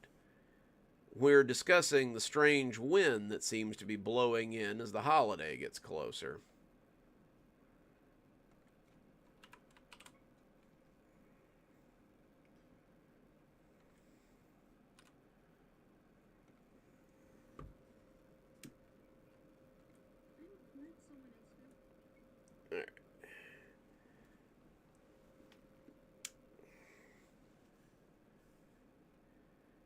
I'm glad someone else feels it.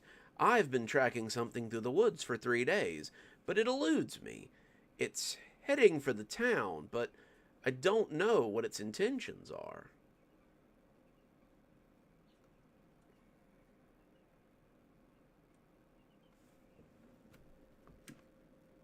But it eludes me. It's. But it eludes me. It's heading for the town, but I don't know what its intentions are. I'll take that.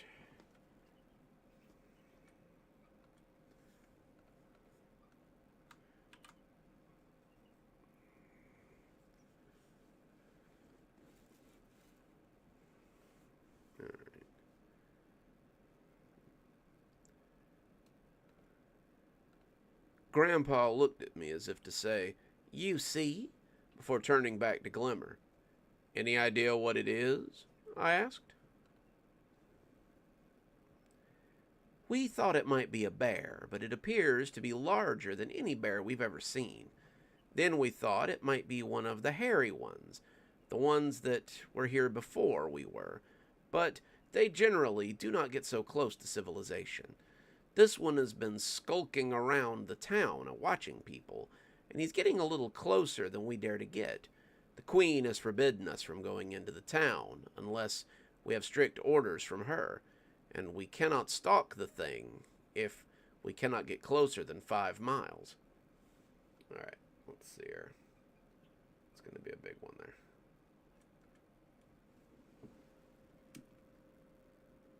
Orders from her, and we can't stop this thing if we can get closer than 5 miles.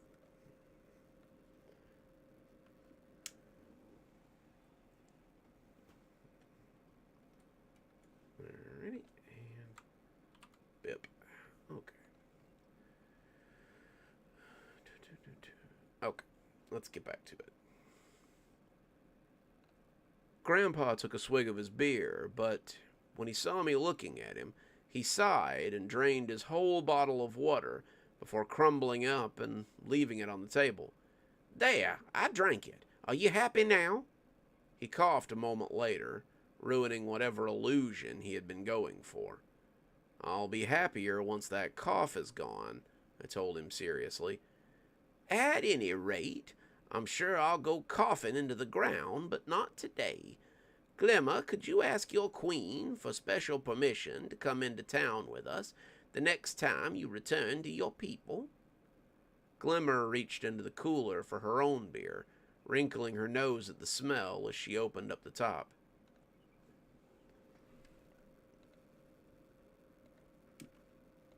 I will, but I will need to know why. Are you hunting this creature as well?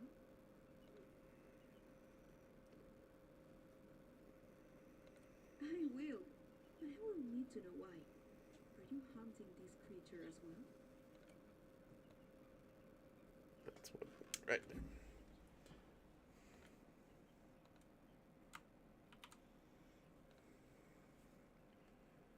All right.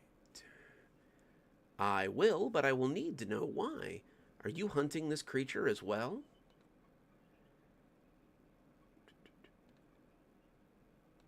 "Not yet," Grandpa said, "but we may be soon. We could use a hunter of your skill to help us when the time comes." Glimmer puffed up with pride at his words. "I would be glad to go on an adventure with the two of you. It seems I'm always left out of the adventures when they come around." Glad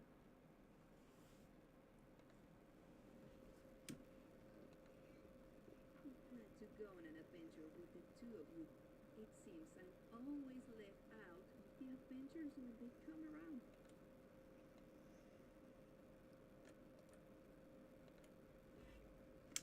Sorry, guys. Bear with me for a little bit. We've got to do some fancy editing here.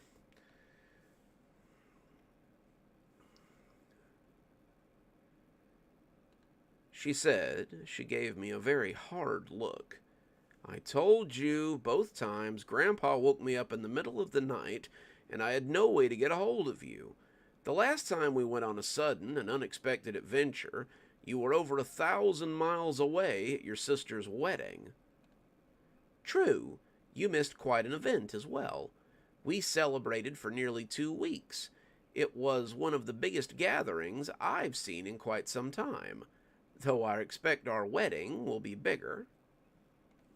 Hold tight, guys. True. You missed quite the event as well. We celebrated for nearly 2 weeks. It was one of the biggest gatherings I've seen in quite some time, though I expect our wedding will be even bigger.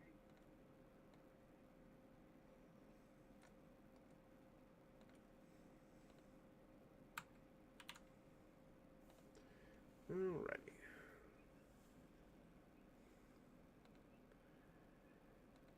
Either way. Ooh, I don't like that. Either way, Grandpa said as he tried to pull us back to the subject at hand. Ask your queen for permission. I'm gonna go take a nap. A nap? I asked him, not sure I'd heard him right.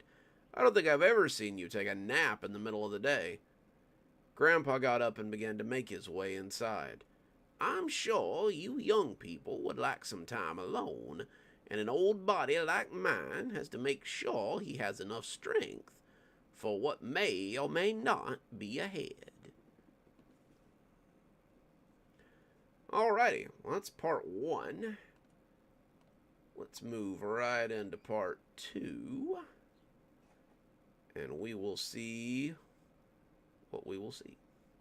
This is part 2 of our Grandpa Christmas adventure, and I hope you guys are enjoying spending the holidays with the wily old man himself.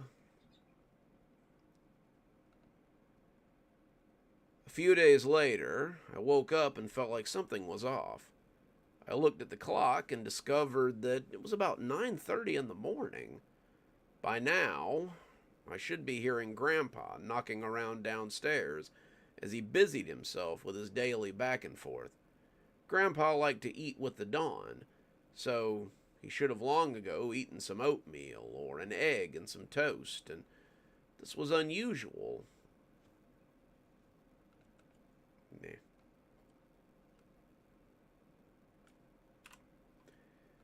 This was usually when I found him at the kitchen table, wrapping presents or tidying up in the living room or watching television with the volume much too loud and the subtitles off. The house was usually quiet.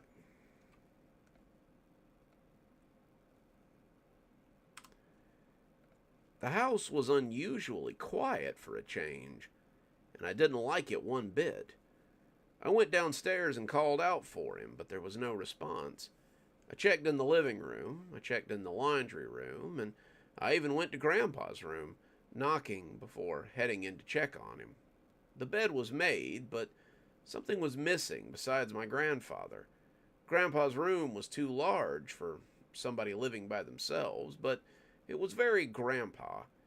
He had a little entryway that was full of bookshelves, and upon those shelves you could find anything from the Keys of Solomon to Grit magazine. There was a little desk with an ancient desktop computer on it, and it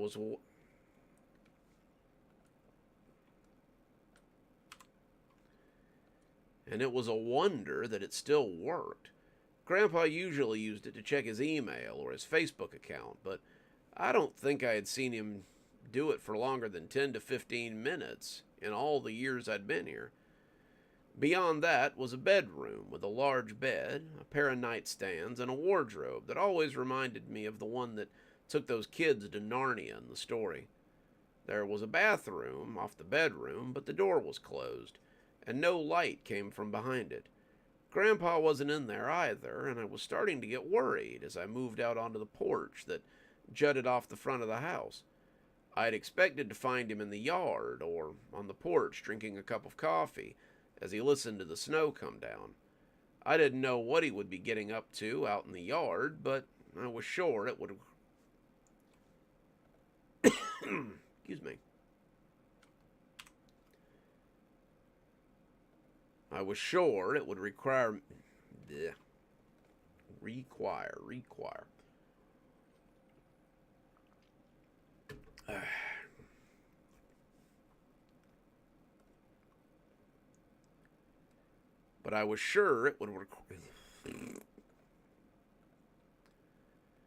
but I was sure it would require me to bring him inside so I could warm him up and bundle him up before he caught a cold. He was nowhere to be found out there either, and I was just about to go looking behind the house when my phone rang. I looked down and discovered that I was being called by Pamela Winters. I'd given Dr. Winters my phone number after the business at the prison. I figured she probably needed a way to get in touch with us other than Grandpa's intuition, and it was always nice to have allies within the town.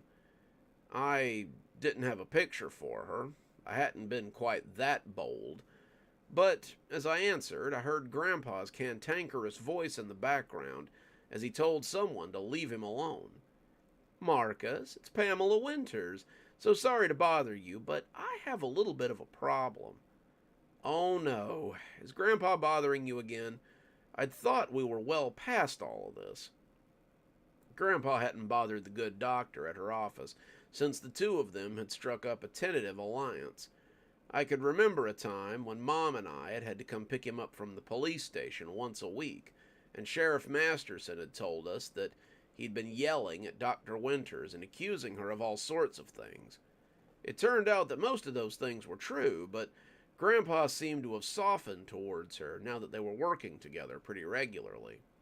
I really hoped this wasn't some sort of illness, maybe Alzheimer's or dementia, because a magic man as powerful as Grandpa could do a lot of damage if he suddenly couldn't remember his friends from his enemies. Oh no, he isn't bothering us. He's bothering my little brother. He claims to have found a number of footprints around his establishment, and when my brother came out and asked him what he thought he was doing, your grandfather said that he best be on his guard because there was a... She seemed to be trying to find the words, but I could hear Grandpa yelling about something from behind her.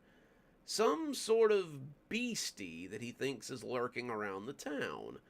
He told my brother he must be wicked indeed if this creature is so interested in him, and my brother did not take that particularly well. Could you come and pick him up, Marcus? I don't think he drove here, but if he keeps stirring up trouble, then Sheriff Guthrie is going to come and arrest him, and it's too close to Christmas for a man of his age to be sitting in the drunk tank.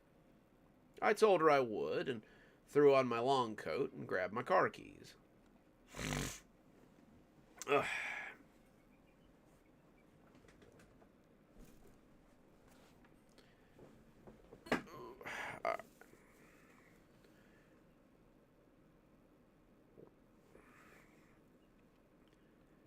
Grandpa's old truck didn't want to start, but after a little coaxing, I finally got it into gear and headed for town.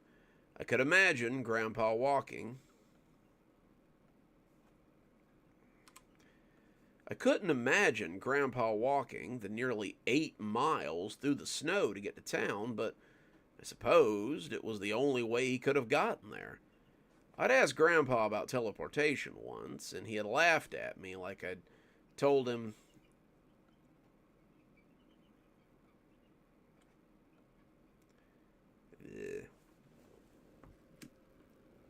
I'd asked Grandpa... Alright, let's try that again. I'd asked Grandpa about teleportation once, and he laughed at me and told me that it was nonsense. I asked him about shape-shifting as well, and he said that it wasn't something he'd ever done, and he didn't think he would like to try it either. He said if the good Lord had wanted him to have claws or a tail, then he would have given him some from birth. With the truck still sitting in the driveway, that meant Grandpa had set off pretty early to get 8 miles up the road, 'cause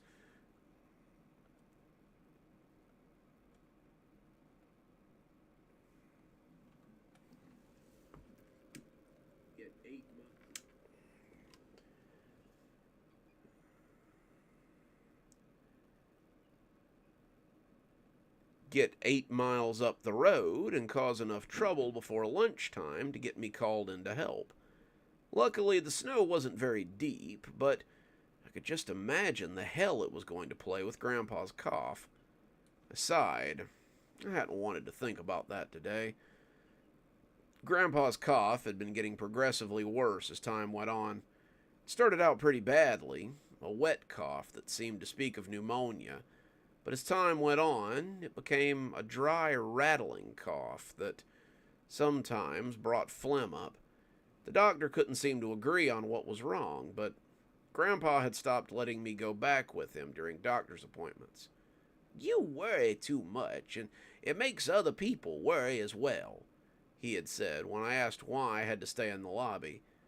He wouldn't tell me what they had said, but he said they kept giving him a prescription for steroids, and he was a little more willing to take his breathing treatments these days. I didn't want to think about a time when the breathing treatments and the steroids wouldn't help, but I supposed It would come eventually. I turned onto Main Street and smiled as the Christmas lights came into view. The town always did a big showing when it came to Christmas. There wasn't a storefront or a lamp post that didn't have a string of lights or some kind of decoration on it. There didn't seem to be any Scrooges in Kashmir, and as I turned into Old Town, I put my foot down a little harder on the brake than I should have and slid to a herky-jerky stop. Grandpa was standing on the sidewalk and pointing a bony finger at Mr. Seraph. The old demon was smiling at him, clearly not impressed by the old gaffer, and Winter was standing between them, trying to get Grandpa to calm down. There was a young fellow leaning against the wall of a store that I thought might have sold books or been used to publish books, and as I pulled into a parking spot, I got out just in time to hear Grandpa's latest complaint. "Who knows whether he's got anything to do with this or not? When I find cloven hoof prints around the back of a store, I know what I'm gonna find. Maybe whatever I'm hunting is related to the two of you somehow. I wouldn't."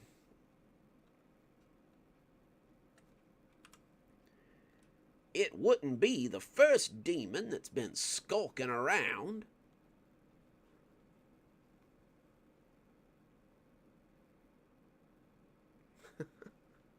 Oh no. Mr. Seraph shook his head. "Old timer, I have no problem with you, but if you continue to air my dirty laundry on the sidewalk, then I'm going to find one. Sister, isn't there anything you can do about this loquacious friend of yours? It seems like if he keeps talking, then everyone is going to understand our predicament." Grandpa started to retort, but was suddenly racked with a bout of coughing. He clutched his walking stick and coughed violently into the back of his hand, doubling up before I could get an arm around him and hold him upright. Winter looked at him with concern, but Mr. Seraph only turned and walked back into his business with the tall man in tow. "Easy there, Gramps. Let's get you home so we can get some warmth back into you."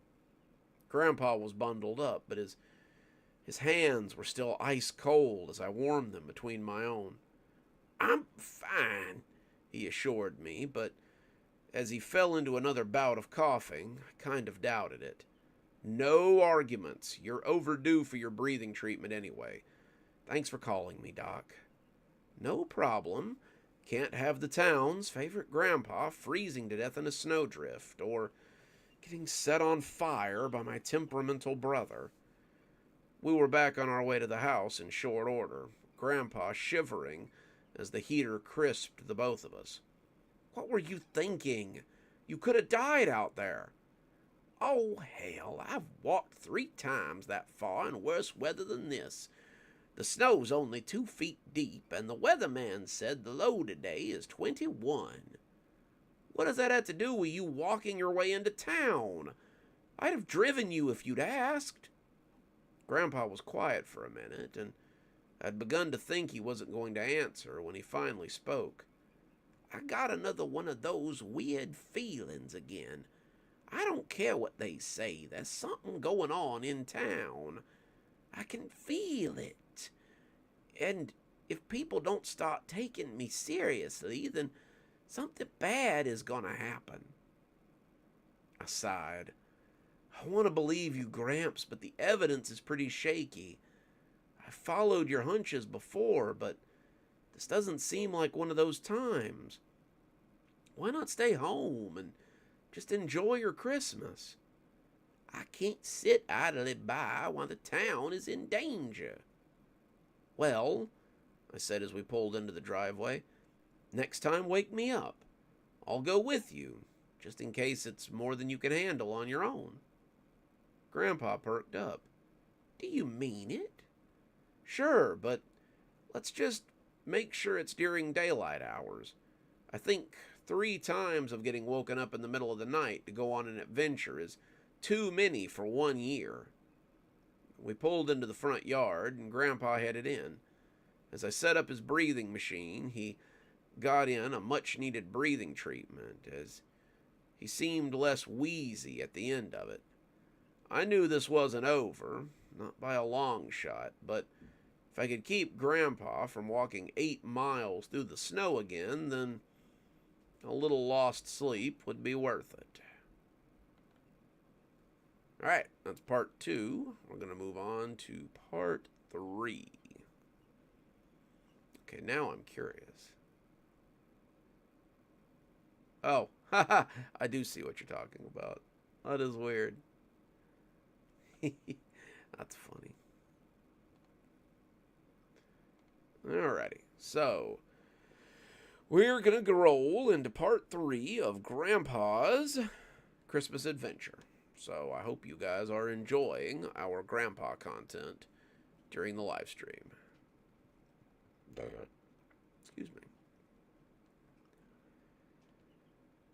I woke up with a start as I heard my grandfather moving around downstairs. I looked at the clock. It was 2 a.m. I shook my head and got up, putting on my slippers as I moved to the head of the stairs. I was ragged, the kind of ragged you only get when you haven't slept more than 4 hours a night in close to a week. This had to stop, or I was going to collapse, and Grandpa was going to get lost in the snow somewhere while I lay in a coma. It had started the day after his walking trip to the town. He'd been up every single night as he attempted to escape the house so he could go hunting this mysterious creature that was wandering around the town. During the day, I would subside on cat naps, and he would subside on cat naps.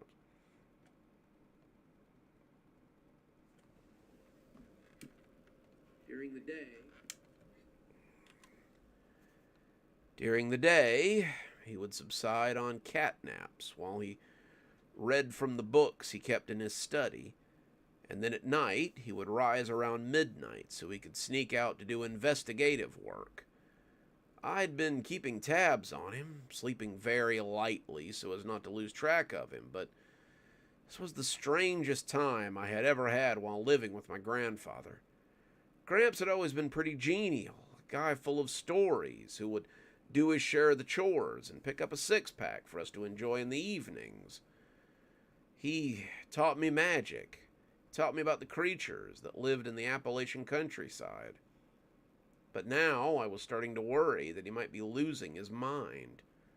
Grandpa could get funny ideas about things, but he usually had a pretty firm idea on what constituted reality. Just because his reality had fairies and monsters roaming through it didn't make it any less true. Grandpa was formidable. He was the strongest man I'd ever known.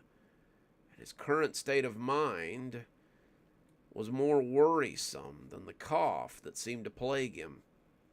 It was no good telling myself that he would snap out of this, because I was beginning to believe that he wouldn't. I snuck downstairs like a kid on Christmas morning, but I didn't find Santa waiting by the front door. Grandpa was dressed in his usual adventure clothes, his long black coat, his blue jeans, his black hiking boots, his thick gloves, his furry hat that would have made a Russian fighter pilot proud, and his walking stick, which he was trying to use to unbolt the door. It was a dirty trick, but Grandpa was topping out these days at about 5'2", and I was still a respectable 6 foot tall. I had him by almost a foot, and I'd put the bolt just high enough that my arms almost couldn't comfortably reach it. I hadn't wanted to, but he'd been sneaking out for a week straight, and I needed those 4 hours of ragged sleep that I got before he managed to escape, so that I could still be active during the day. I had driven out to find him the last couple of nights, and thankfully I'd caught him before he got too far. It was a couple of days before Christmas, and the temperature outside was in the teens, as it slipped closer to the single digits with every day I marked off on my advent calendar. Hello. Say hello, everyone. Okay. Did Carter go to bed? All right. Love you. Sleep tight. Someone's not feeling well. All right, where were we? Off on my advent calendar.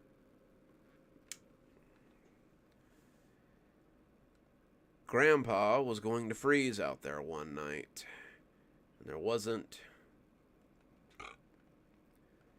Grandpa was going to freeze out there one night. And that wasn't the sort of gift I was looking forward to getting. I cleared my throat, and he spun around like a little kid caught doing something wrong. He had the decency to look sheepish, but in the face of my crossed arms and stern demeanor, it melted into frustration pretty quickly. I could just blow it off the hinges, you know. It wouldn't take much, just a whoosh of energy, and I'd be out the door. Except then, you know, I'd have to replace it. And I'd still come and get you. Gramps, it's 12 degrees out there right now. Why do this every night? Why do we play these games? Grandpa shuffled his feet. He looked childish, which made my heart hurt.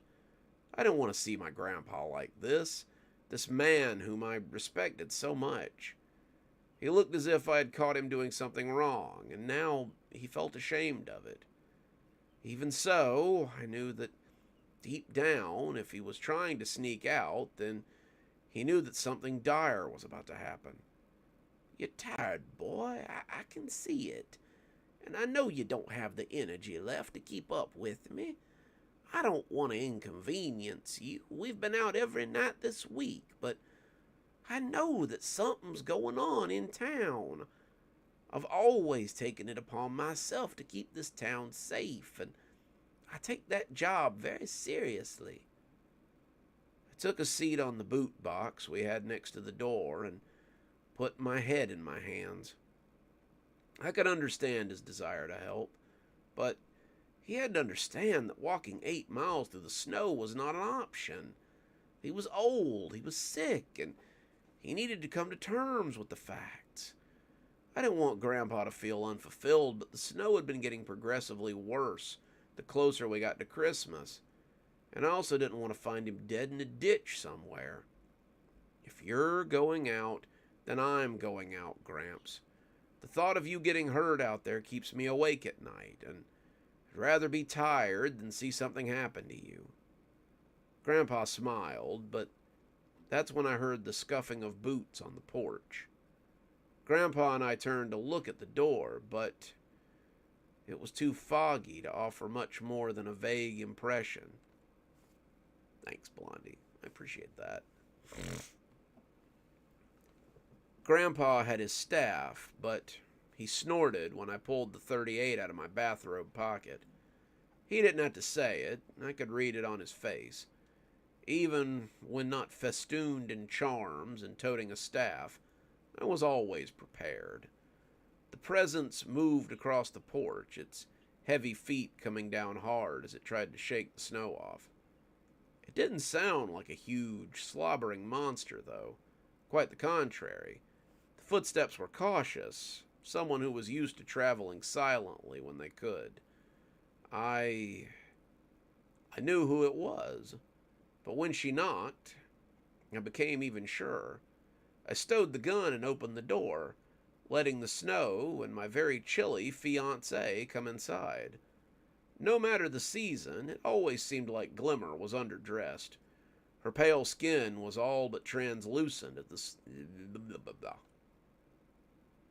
Try that one again. Her pale skin was all but translucent as the snow clung to it, but she had covered most of herself in skins that may have started off life on a wolf or a deer. She was festooned with leather pouches, finely crafted rings that jangled beneath the furs, and a pair of boots with a scruff on them that looked suspiciously ursine. She had her usual array of weapons, and she left her quiver on the porch as the powdery snow spilled out of it. Glimmer! I said, shivering as she threw her arms around me. All right. Try that one again.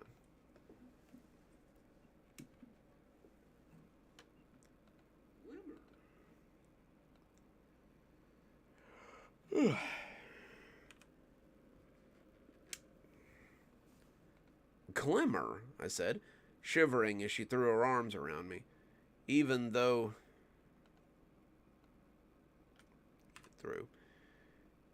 Even through my fluffy bathrobe, she was incredibly chilly. Oh, dang it. There it is.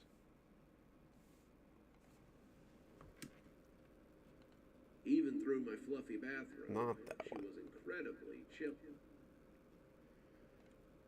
True.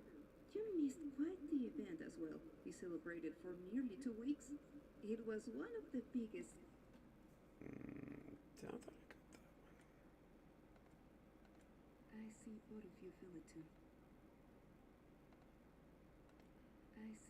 you feel it too. I'm glad you're up. Although you might want to get rest, Hunter. It's very chilly out there, and you're going to want something a little warmer.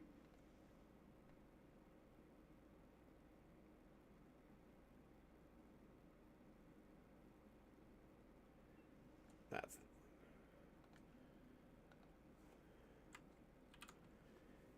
Okay. Turn that down. I see both of you felt it too. I'm glad you're up, although you might want to get dressed, Hunter. It's very chilly out there, and you're going to want something a little warmer.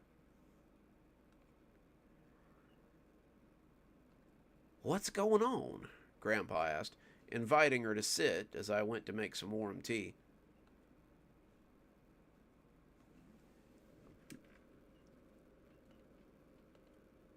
I was stocking something this evening. Something that's been wandering around the town for several weeks. It's gone into the town again. And it's not alone. It has several helpers tonight. And I think it means to do something. I came here straight away, thinking you might want to come with me. Someone needs to act, and I can't think of anyone better than you two.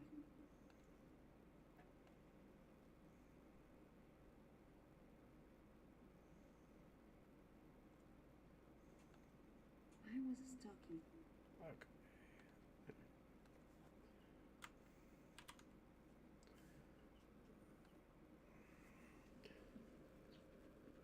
I was stalking something this evening, something that's been wandering around the town for several weeks.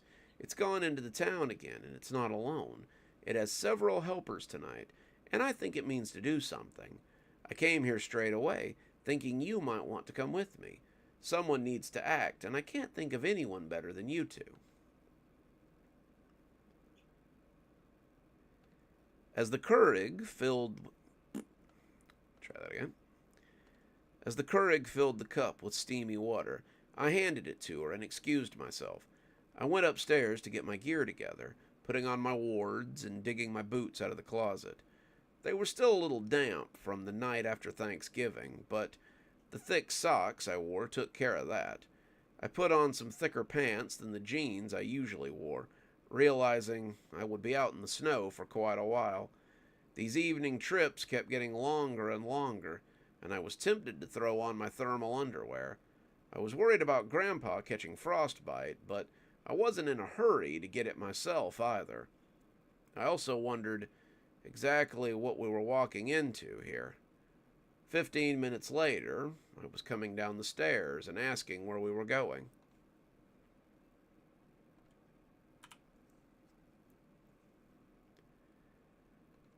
Glimmer says that the creature is heading into one of the residential areas around Old Town. We should start there and see what it's planning.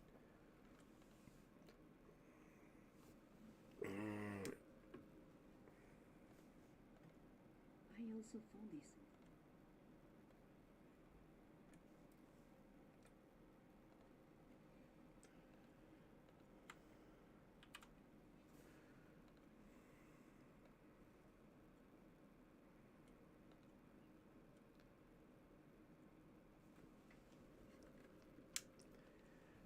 I also found this.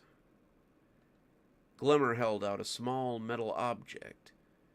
I took it from her and held it up to the light, perplexed by what I was looking at.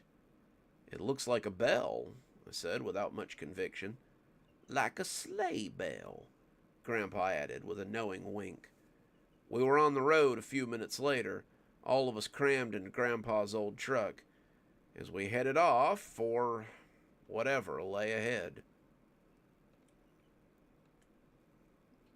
Alright, that is part 3. So we'll be rolling straight into part 4. Hopefully you guys are enjoying the Grandpa Christmas special so far.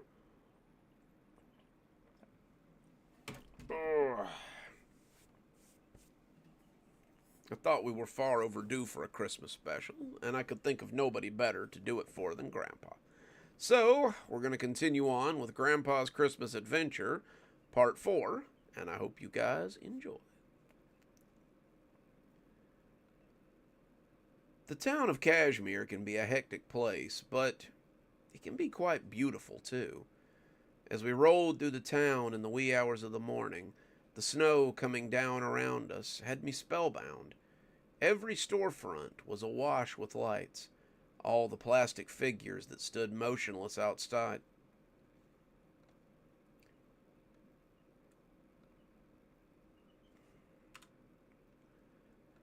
All the plastic figures that stood motionless outside were slowly being buried in snow, as their lights within were slowly muffled by all that powder.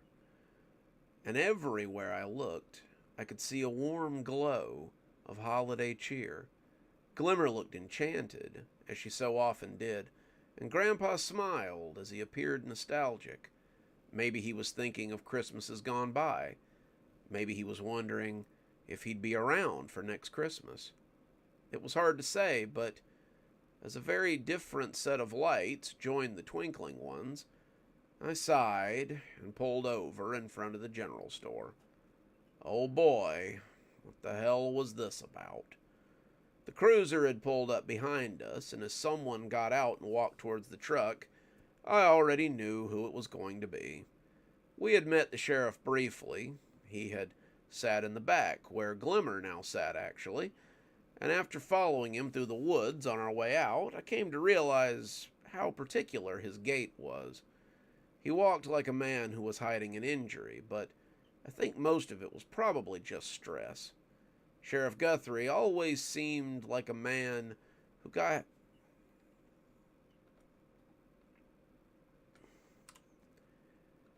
had a lot on his plate, and not much appetite for any of it. License and he started, and then brightened as he recognized us. You two? Oh, where are my manners? You three? What brings you all out of the... Yeah. What brings you all out this late at night? Not heading in to take advantage of all the holiday shopping this time of year, I trust. One look around would have told him that wasn't the case. It was well after 3 a.m., and the only thing that seemed to be open was the car door on his cruiser. I suppose he realized that we weren't doing much more than cruising this late at night, and people out cruising at this time of night are probably up to no good. He was the sheriff, but he couldn't really think that Grandpa and I were out here breaking into people's houses. Could he? No, sir. Someone has informed us of an oddity taking place. You know, something a little off the beaten path. Guthrie had been out in the woods with us. He'd seen the things that we had done and what we had seen while we were out there. He knew there was a little more to all of this than hocus pocus and nonsense, and I wasn't sure how much of it he believed and how much of it he had told himself was just superstition after the fact. Uh-huh. And that brought you out here in the middle of the night. Shoot, I wish I had friends like that. Would you mind telling me exactly what you're up to? I think it might be worth getting my boots wet over. We're wasting time, Grandpa said from the front seat. "If you're coming with us, then get in, but we do really need to be on our way. Something is afoot, and if you want to be part of it, then you better get in the truck. If not, then you need to let us be on our way before someone gets hurt." Sheriff Guthrie raised an eyebrow. "Old man, you realize I could impound your truck and take all of you to jail on suspicion. You're out here in the middle of the night. You're all seemingly armed, and, well, you're all well known for getting up to hijinks. I'd be well within my rights to detain you, but I also have a suspicion that if you're going somewhere, then it might be important. In that case, why don't I follow you?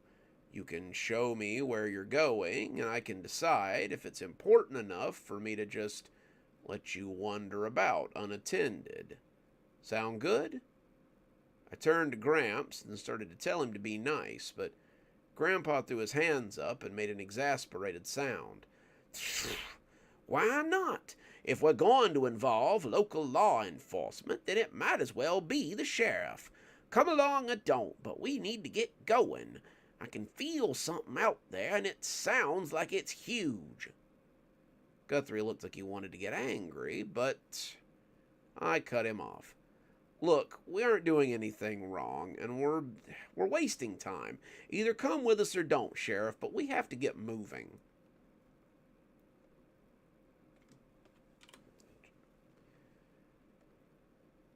Guthrie opened his mouth, closed it, opened it again, and then went back to the cruiser and killed the lights.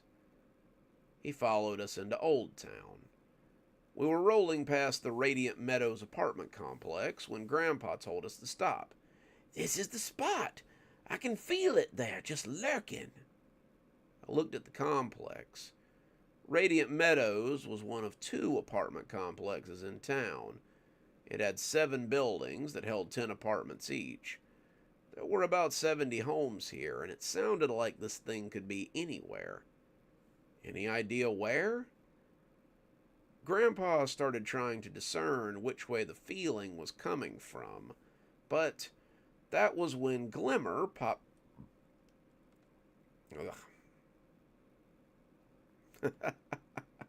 That's what I need, is some shirts that say acting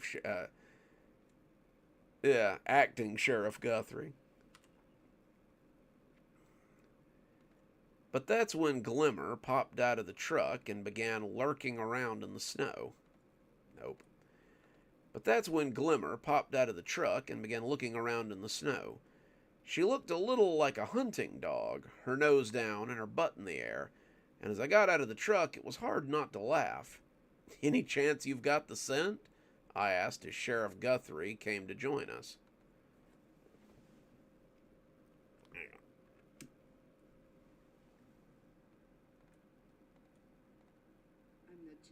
I'm not checking for scent. I'm checking for tracks. The snow is coming down, heavier than I would like, but the tracks are still pretty clear. You can see them if you come over here.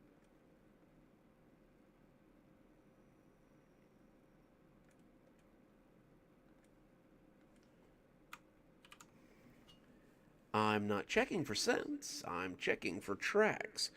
The snow is coming down heavier than I would like, but the tracks are still pretty clear. Look, you can see them if you come over here." I moved over to where she was standing in the snow, and that's when I saw it. It was a hoof print, the whole cloven hoof and everything.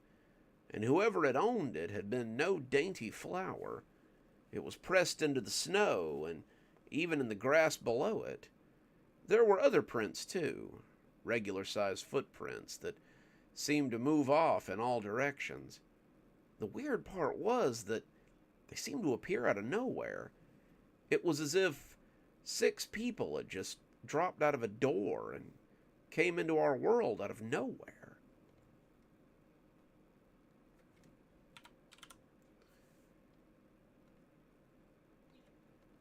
"Any idea where they are?"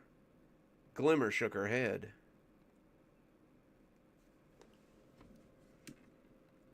"Any idea where they are?" "Nope."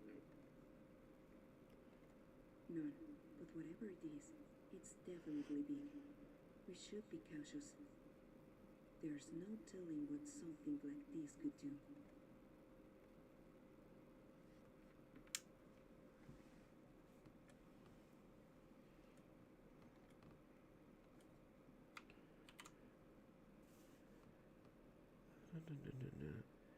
None, but whatever it is, it's definitely big. We should be cautious. There's no telling what something like this could do. What in the hell is that? We both looked up to find Sheriff Guthrie had not only gotten out of his car, but was also standing over the top of us as the snow collected on his uniform jacket. This is apparently what we're after, I said, as I pointed towards the hoof print. With any luck, we can follow those to wherever the problem is, and if we're further lucky, then we can do it before. There was a loud, piercing scream that erupted from the building with a Christmas light wrapped around the two that sat in front of it. It sounded as if it had come from the second story, and sure enough, that was the direction that the hoof prints were heading. "Let's go," Grandpa said, and the four of us started making our way towards the apartment. Sheriff Guthrie had his service-issue Glock out. Glimmer had drawn a knife in one hand and a war club in the other, and despite Grandpa's glowering, I had taken out my .38, as opposed to the staff that's...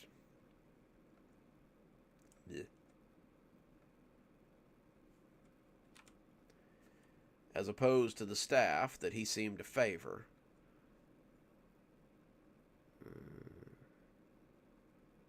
Yeah.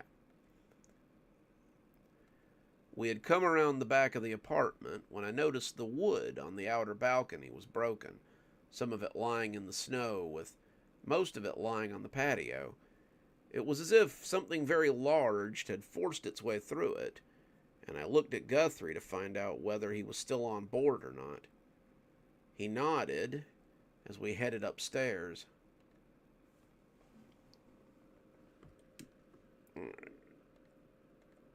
Whatever is here, it's old and needs angry.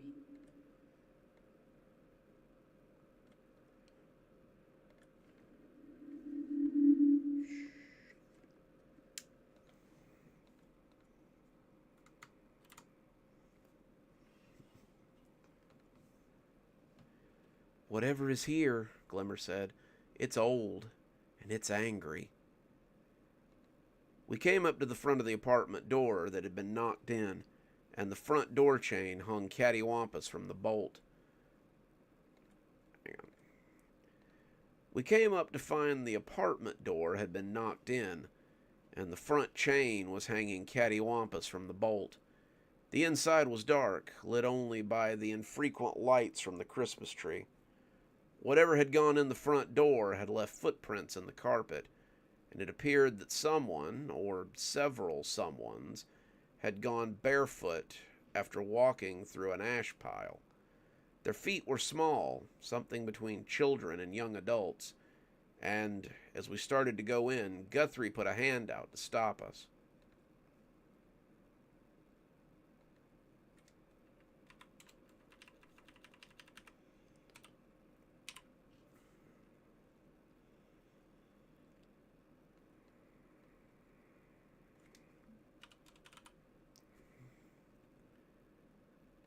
"What do you think you're doing? This is an active crime scene. I need to call this in," and he'd reached for his radio, but Grandpa covered his hand with his and shook his head.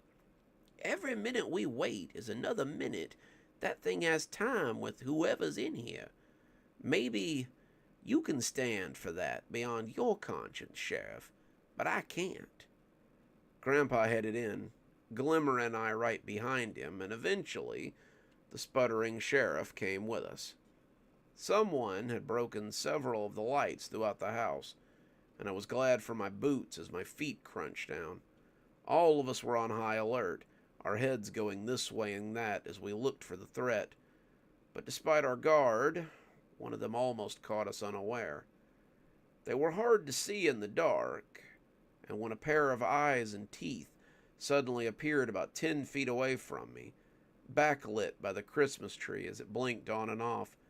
I turned just in time to bring my gun around before it buried me under its bulk.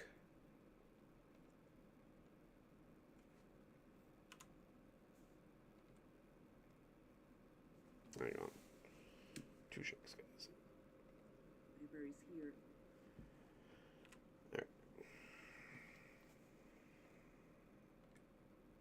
Bulk.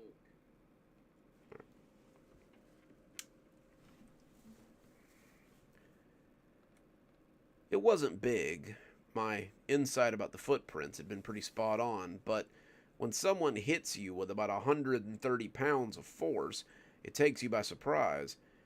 It hit me around the waist, and I lost my balance as my ass and head bounced against the carpet. I sucked in a breath as I saw Guthrie turn with his service pistol, accepting that I was about to get a through-and-through shot. But Glimmer was faster. She kicked the creature off me and then hit it about the neck with the blunt end of the war club. Now that I could see it a little better, I was surprised that I had seen it at all. It looked like nothing so much as a human being that had been completely dipped in chimney ash. Every inch of him was covered in a dark coating, and he seemed to be covered by a pair of furry breeches and a hair shirt. He had human hands, except for the extra large fingers, and at the end of each finger was a long, curved nail. All in all, it was the most off-putting creature I had ever seen, and I had seen quite a few of them. It lingered in the uncanny valley, something almost human, and I did not like it being so close. "I was afraid of this," Grandpa said, as he looked at the struggling creature under Glimmer's club. "So you know what it is?" I asked dubiously. "Well, of course. It's a bell-snickle. They're another part of the Germanic Christmas folklore. They cause all sorts of trouble, and usually they only come to visit naughty children. Sometimes, however, they also help out something a lot worse than they are." I was going to ask him what was worse than these things, but as if in answer, there was a muffled cry from the back of the house, and the sound of heavy hooves as they thundered on the carpet. Guthrie and I were off, running for the back bedrooms. The cries sounded decidedly childlike, and as we rounded a corner, I saw something that would populate my nightmares for a good many years to come. I need a drinky.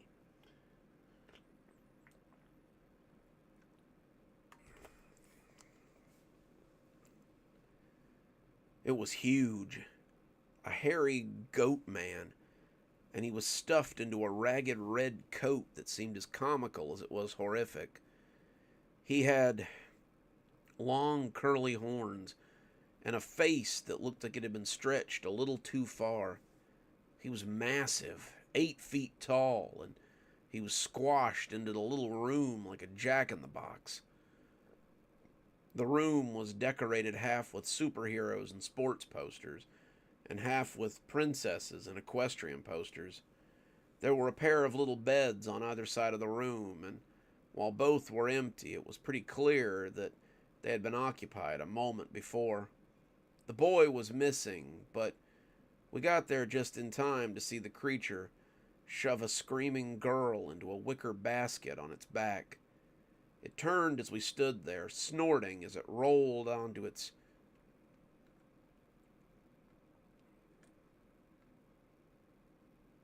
It turned as we Okay. It turned as we stood there, snorting as it rolled out its humongous tongue and threatened to whip us with it. In one hand, it held a bunch of sticks. In the other, it held a long chain with a cruel hook on the end. You wouldn't have thought something like that would be fast, but it turned suddenly and went out the window, shattering the glass and part of the wall as it left the house. Guthrie and I stood there, not sure what to do next, but when the radio started making noise, it brought both of us around. Sheriff, where are you?" Guthrie grabbed the radio off his belt and promptly dropped it, his fingers shaking too badly to do much more than fumble at it. He picked it up, taking it in unsteady hands as he asked whoever was on the other end, a deputy named Brandon, it sounded like, what was going on. "We need to call in the state police or something. We've had about a dozen confirmed kidnappings tonight." "Well, I don't know if they're kidnappings, but there's about a dozen kids that are being reported missing in the last couple of hours." What are the details? Well, can you tell me, Brandon?" "Not much. The parents reported a lot of scraping and a lot of noises beforehand, and there's been some property damage to go along with it. There are definitely signs of breaking and entering, but nobody seems to have seen a thing.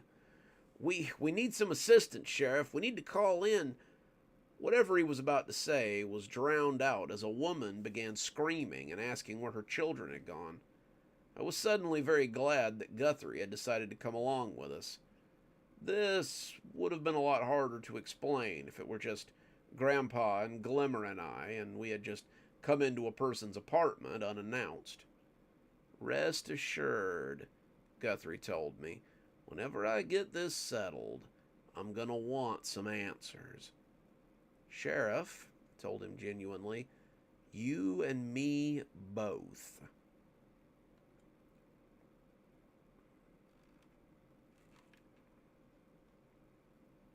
Dang it, Blondie, now you got me trying to remember the theme song from Gunsmoke. Watched enough of them, I should be able to remember it. Alrighty, that is part 4. So we're going to move on to part 5. There it is.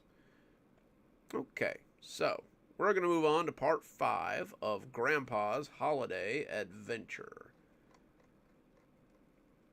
Hopefully you guys are enjoying it. I know I say that all the time, but I guess you wouldn't be sticking around if you weren't. But alright, part 5. Here we go. 1, 2, 3, 4, 5, 6, 7, 8. God, we've done 9 stories tonight, guys. That's wild. The sun was beginning to come up when Sheriff Guthrie finally finished assuring the parents that everything was going to be okay. It was a bold claim, honestly. I'm not sure that anything was ever going to be okay for them again. Glimmer, her eyes already getting heavy, told me that she needed to find somewhere to sleep. I offered her my own bed, but she declined and asked if we had somewhere dark where she could sleep for the day. I finally told her that we could make her a pallet in the root cellar, and she said that that would be fine.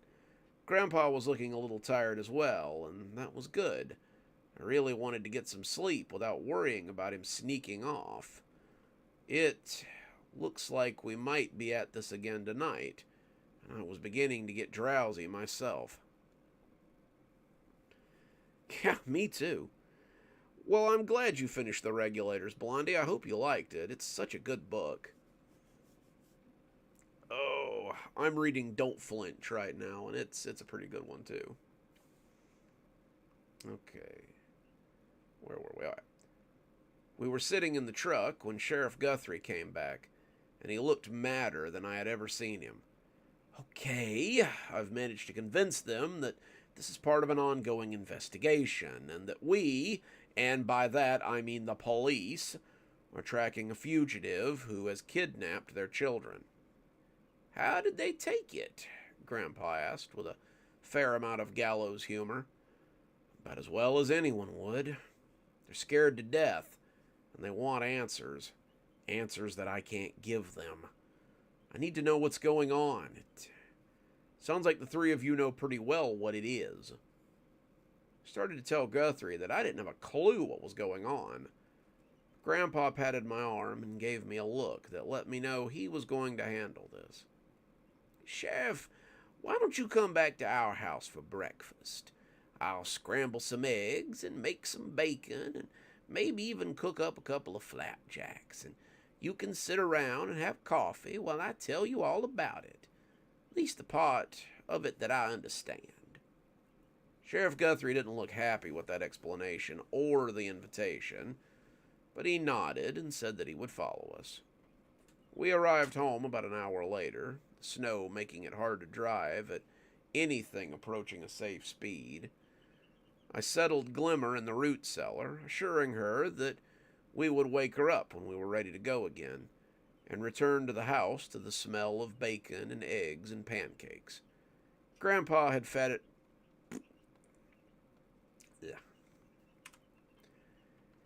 Grandpa had added a few of those fat little sausages that he liked as well, and I was pretty sure the potatoes sitting next to the cutting board were waiting to be chopped into hash browns.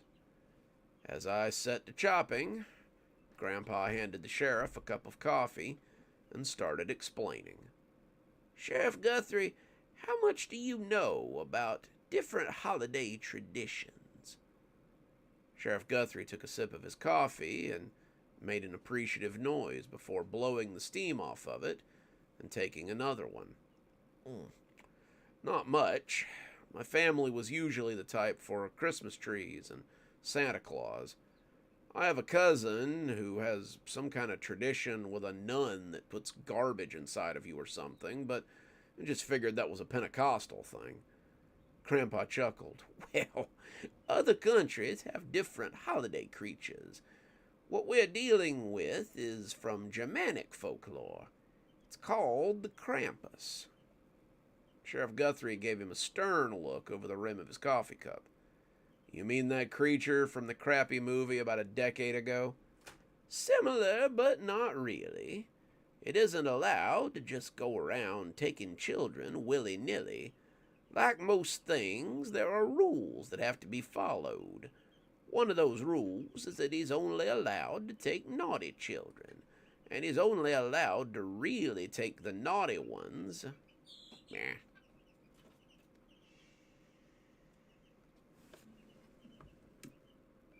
And he's only...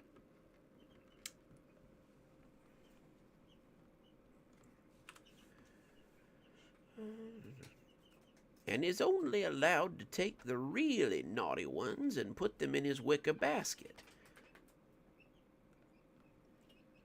Go ahead. Trying to feed them to make them be quiet. Stand by for a second, guys. We're trying to feed the chickens. They're getting pretty noisy over there. They're ready for dinner. They're ready for their din-din. Oh.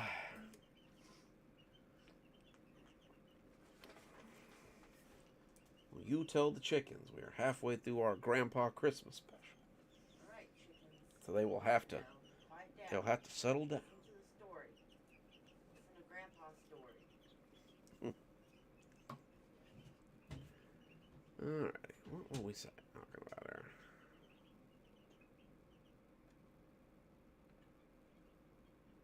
I seem to have liked that. Yeah.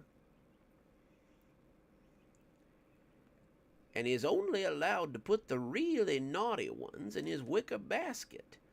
That wicker basket is supposed to be something akin to a portal to hell, and I can't imagine that any of the children he's taken are having a really great time wherever it is they've gone. Sheriff Guthrie put his coffee cup down and put his head in his hands. I didn't have to ask what he was thinking. It was pretty clear. Sheriff Guthrie was going to have to write a report about how some Christmas horror story had come to town and started taking a bunch of kids. If I could talk today. The townspeople of Kashmir might buy some of this, but anyone who wasn't from here was going to have a field day with such a report. It would probably not help when it came to election time either. Guthrie was still just the standing sheriff, not an elected official. If the town didn't think he could keep them safe, especially if he couldn't keep them safe from weird stuff, then there would be a new sheriff come June. So you're telling me that some holiday critter came into town and took a bunch of kids. Great. Just great. Does this town ever stop? It just seems to be the repository for all the weird shit that I have to deal with. Neither Grandpa, neither Grandpa, neither Grandpa or I could say anything. We just let him vent. I could commiserate with him. Cashmere could be a little much sometimes. It did seem like most of the terrible things happened in this town, and it was usually stuff that was hard to explain to normal people. How exactly did you go about explaining to people that an 8-foot tall goat demon was wandering around stealing their children because they'd been naughty, and to top it all off, he was allowed to do so? So, Sheriff Guthrie said, after he'd had a moment to think about it, what do we do about this? Well, the easy answer would be to do nothing. The thing can only operate until December 25th, just like Santa Claus. If we do nothing, it only has one more night to raise Cain, and then it's out of gas. Hang on, guys. Give me just a second.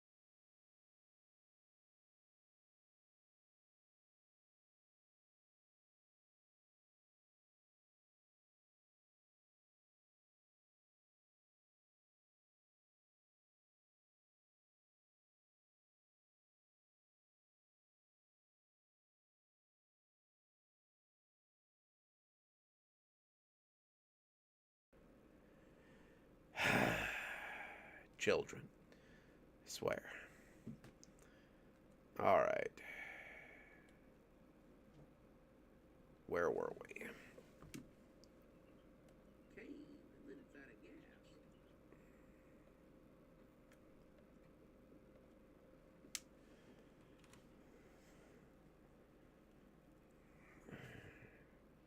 Actually, let's take it back a little bit. We'll take it back a little further. The thing can only operate until December 20th.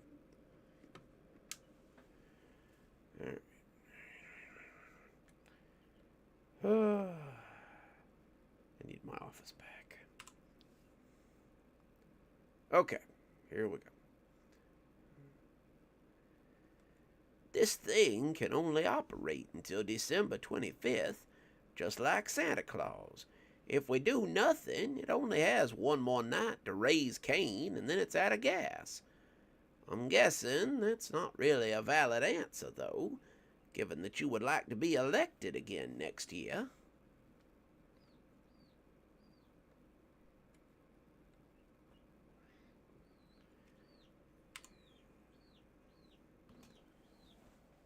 What, chickens? What?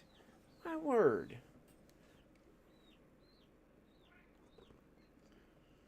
Hello, Normal. Hi.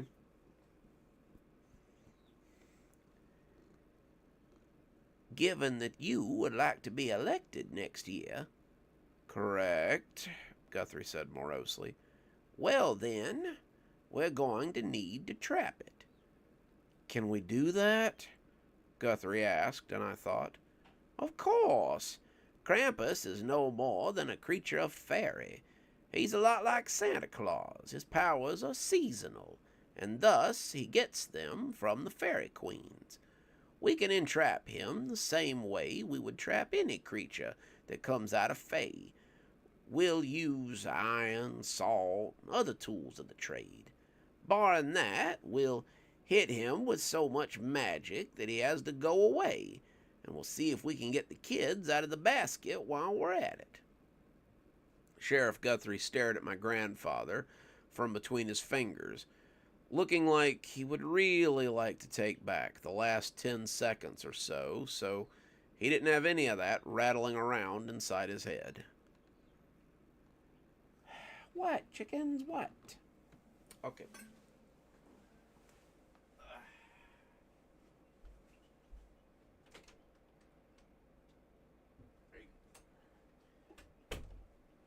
Why are we complaining so much?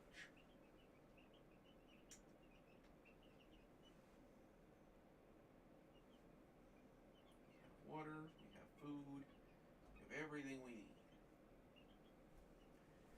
Shh, chickens. Shh.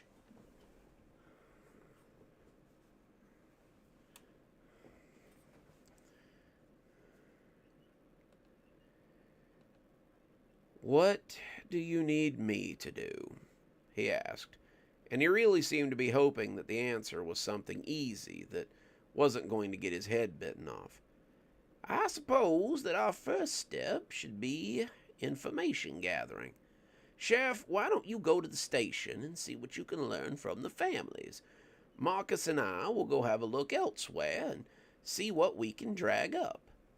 Right, Sheriff Guthrie said, understanding the implications pretty well. Grandpa and I were going to go make inquiries with people that probably he would be better off not knowing. He was going to go make inquiries with people who would not appreciate us poking our noses where they didn't belong. We would both come together, hopefully with the information that we needed, and make a plan of attack. Right now, however, Grandpa said, as he began putting food on the table, it's time for breakfast. We ate, we filled our bellies, we revitalized our spirit, and we forestalled sleep a little while longer as Sheriff Guthrie headed to the station, and Grandpa and I climbed back into his old truck and headed off to do our own digging. Where to? I asked, stifling a yawn before it could take root. Well, where do you think we should go? Grandpa asked, looking as bright-eyed and bushy-tailed as he ever seemed to. Well, I only know of one group of fairies in town. Suppose we should start there. Seems like they might have a little bit of information about what's going on. Grandpa smiled as if to let me know that I had landed on just exactly what he was thinking. Guess that means it's time to head to the botanical gardens, doesn't it? It would be a little early for a visit to the gardens, but I suppose if we were going to investigate fairies, then we ought to go talk to some. We drove to the outskirts of Kashmir and pulled into the parking lot of the botanical gardens about 20 minutes later. The parking lot was mostly empty, a couple of lonely cars sitting out there as the snow collected around them. But despite the hour, the front gate was manned by a pair of militant-looking creatures that lived within the garden. I had heard Sam call them Brandylow, and he might have been one himself.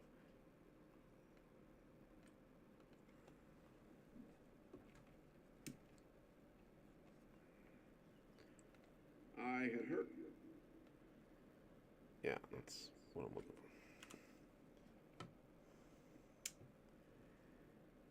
for. I had heard Sam call them Brandylow, and he might have been one himself. They usually appeared human, but if you squinted at them and knew what you were looking for, you could definitely see their goatier features. You could pick out the horns, the hair, the legs that ended in hooves, and some of them looked very similar to the creatures that we had caught the night before. I don't want to think about what had happened to that fella, but I suppose it had needed to be done. He'd been dead by the time I got back, his neck very visibly broken, and Glimmer was holding him up and taking him out into the woods. She seemed to be going to dispose of the body, and I tried not to think about what that might entail. Ooh, hang on. We need our...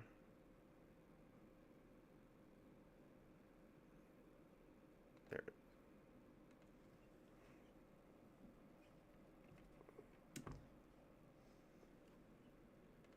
One of these days, one of you needs to. Oh no, I didn't get that one. Poop.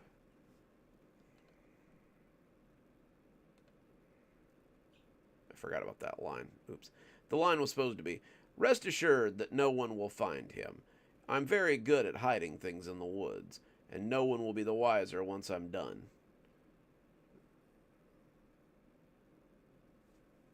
I think we're just going to skip those two, though. All right. The security guys looked up from their conversation and scowled at us, but one of them came out of the office and grinned as he recognized us. "Well, well, mighty early for a pair of wizards to come and pay us a visit. I'm afraid the park is closed, but I suppose if you're looking for someone specific, then I might be able to help you." Grandpa smiled at him, his cheeks still red from spending time out in the cold. "We need to speak with the lady. There's something going on in town, and I really hope she knows more about it than we do. The lady doesn't just accept social calls. First, we're going to need to..." One of them had begun in his typical security guy speech, but the one that had come out to greet us put a hand on his shoulder and gave him a look. "You weren't here when it happened, or else you'd probably show these guys a little more respect. These two were instrumental in defending the park during the War of Winter, and they were here for the Green Man's Trap last year, too. They're good guys, and they're friends of the lady. I'll take you guys back. She's probably in the greenhouse." We crunched along through the botanical gardens, the snow laying thick on the exhibits. Normally, this would have made everything look wet and a little drab, but something about the magic of this place made every exhibit stand out, as the trees and the flowers set so elegantly with the white powder all around them. They were still running their Christmas spectacular, and I could see rows of decorated Christmas trees that I was pretty sure had just grown that way. There was a gingerbread house, a small array of edible gingerbread men sculptures, a sleigh ride that seemed to take people through the tree forest as they looked at the lights and decorations, and as we walked past the concession stand, I could smell something cooking and felt my already full stomach twinge with desire. The food inside smelled heavenly, no matter what they were working on, and I wondered if I was... Yeah.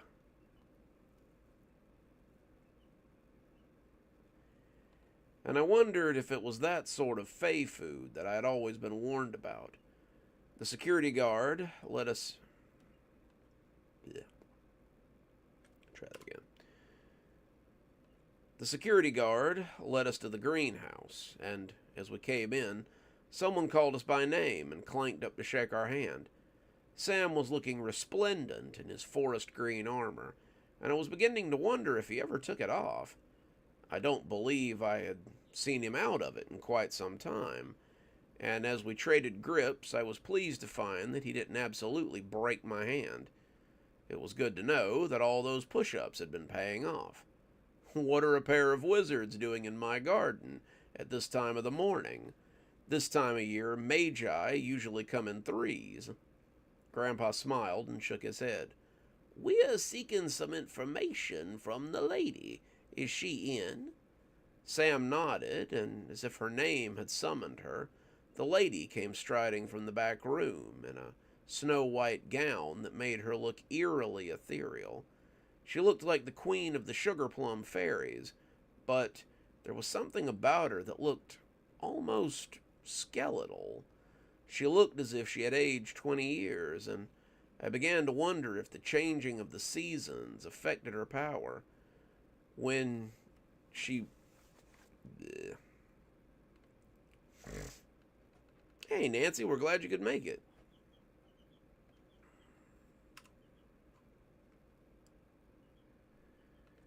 When you belong to the summer court, something that Sam had said to... When you belong to the summer court, something that Sam said they did, I wondered what sort of negative effects a little snow and blow might have on you. Always a pleasure to see my friends, the lady said, with an inclination of her head. What brings you here on such a cold morning? We seem to be having some trouble with something from your neck of the woods, Grandpa said. It's one of the winter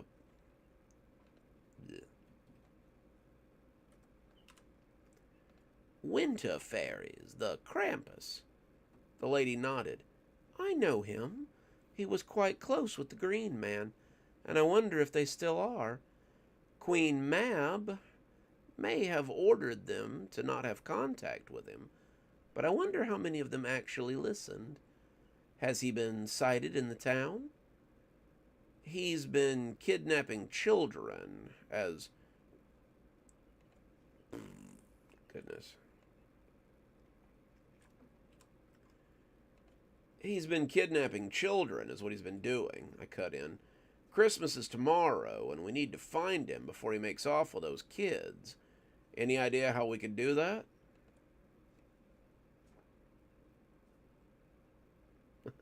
Well, I appreciate it, Nancy. It's always good to have you guys here.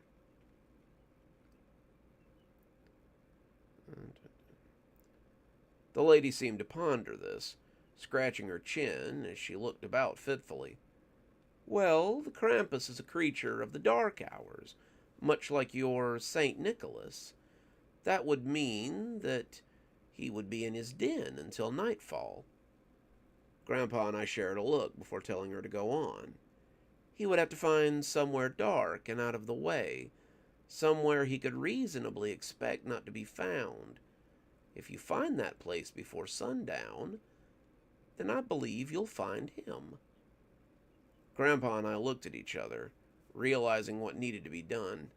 It seemed my fiancé was going to be a little sore at me.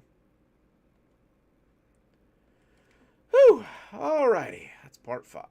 So, let's move on to part 6.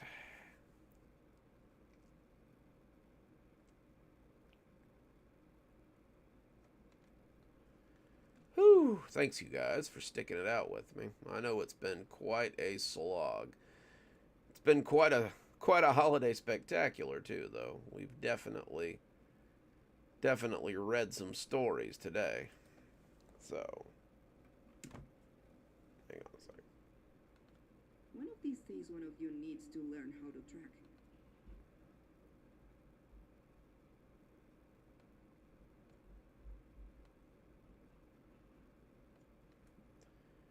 Alrighty.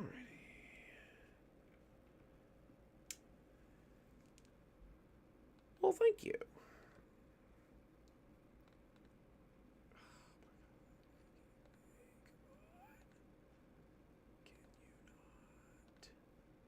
There we go. All right. One of these days, one of you needs to learn how to track. It was early afternoon, just after lunchtime, and the 4 of us were tromping through the woods. Sheriff Guthrie was keeping up the rear, his riot gun in hand as the strap dug into his neck. Grandpa and I were in the middle, and Glimmer, on hands and knees, was checking the snowy ground for signs. It was hard going. The forest was giving up nothing, the half-frozen snow leaving little behind, as the powder came down to cover the tracks that had been left behind. How hard can it be to follow a huge monster in the woods? Sheriff Guthrie asked. There should be enough tracks to follow this thing to Gatlinburg. Glimmer turned his head and fixed Guthrie with a withering look.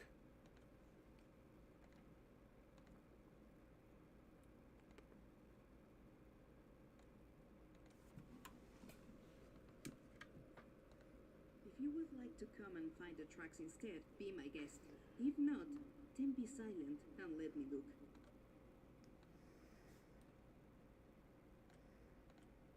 If you would...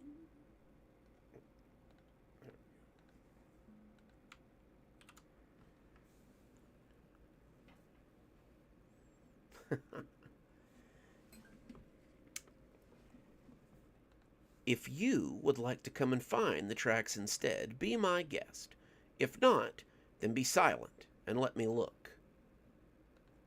Glimmer had not wanted to wake up, but with some coaxing, the two of us had managed to get her on her feet and back on the trail.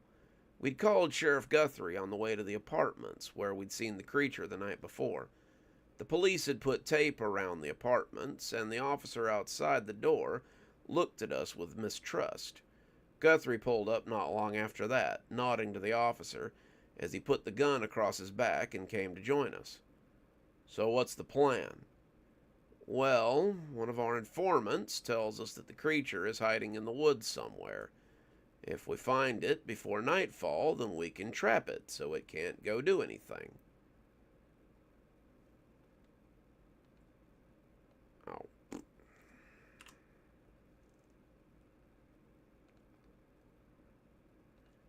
Guthrie shook his head. "Why do monsters always hide in the woods? Any idea where he is?"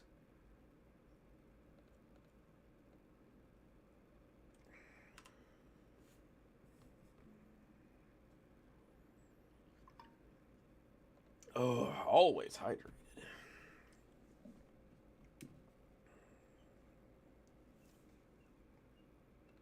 They have not a clue. That's why they have asked me to help them.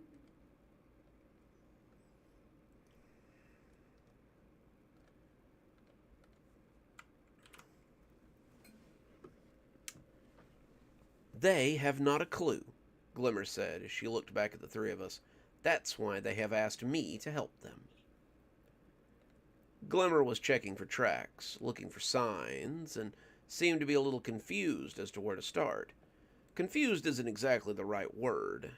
Glimmer was just not quite certain where one trail began and the other left off. This was no bear, no deer to be hunted for sport. This was a dangerous creature, and it had to be back-trailed very carefully.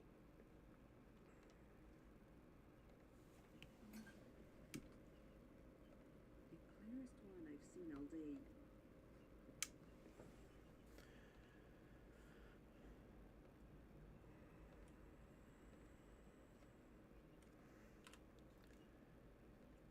Glimmer finally pointed into the woods, and we set off as quickly as we could. In the winter woods, it's a very different place than it is in spring or summer in Appalachia.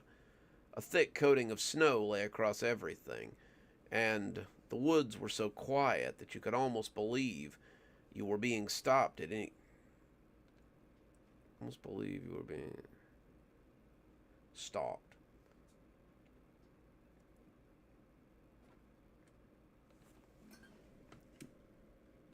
And the woods...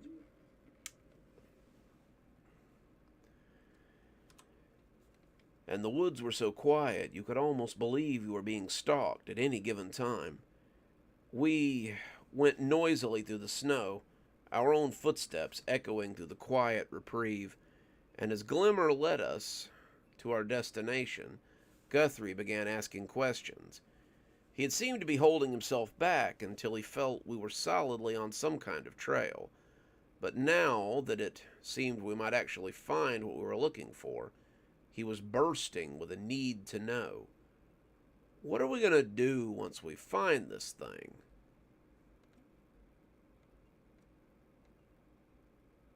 That's not the thing.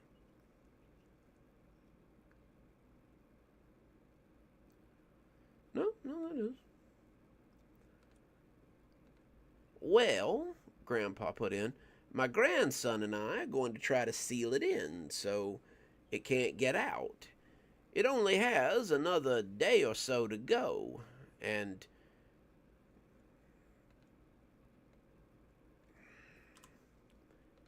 after that, it's out of gas. While we do that, you and Glimmer are going to hold off its helpers.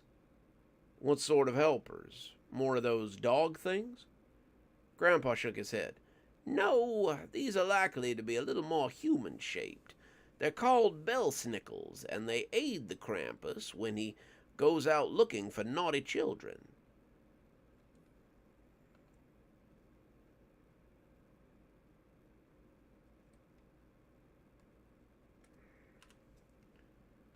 The sheriff nodded, but his eyes clearly told us that what we had said didn't make a lick of sense. Why is he here? I don't think our kids have been any badder than usual. I've wondered that myself, Grandpa said. Do you remember what our contacts told us about the Winter Court? I nodded. Yeah, seems weird they can't keep their own people on a leash. That's just it. They do. Most of the holiday iconography falls squarely in the pocket of the Winter Court. Holiday entities like that have rules, things they can and can't do.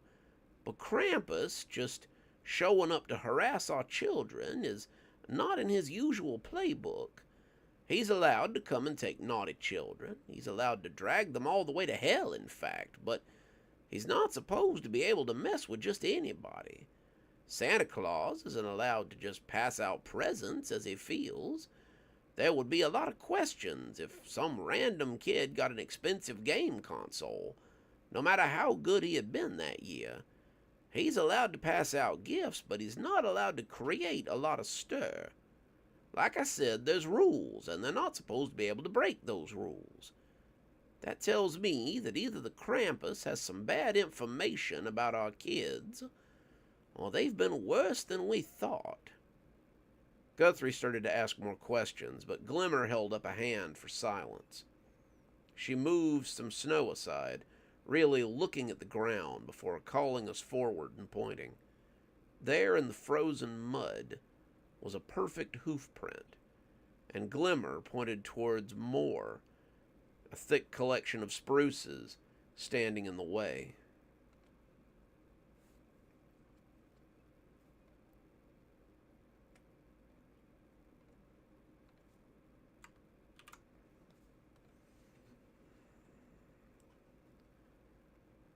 The clearest one I've seen all day. He's up ahead. We pushed through the dense clump of spruces and found what we were looking for. It wasn't really a cave, not in the general sense. It was more like a hole that had been dug out like a mouth. The inside was dark, and I could see the hoof prints approaching it through the slightly melted snow around the entrance. There's no way he came in through there. You don't think so? Grandpa asked. Looking at the entrance, the creature I saw yesterday would have barely fit between the spruces that we had pushed through. I didn't see anything that...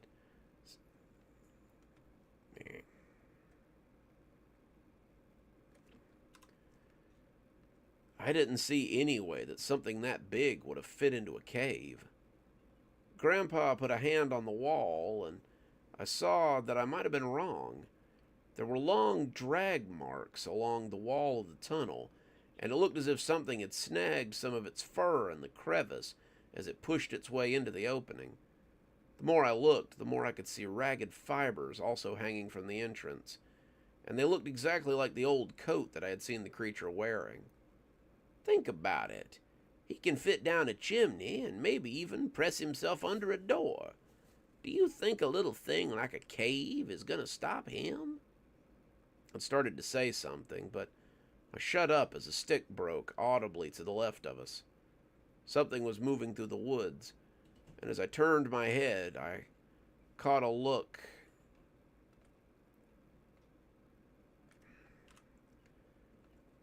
movement as they passed through the trees. There were a few of them, 4 or 5, and I realized we were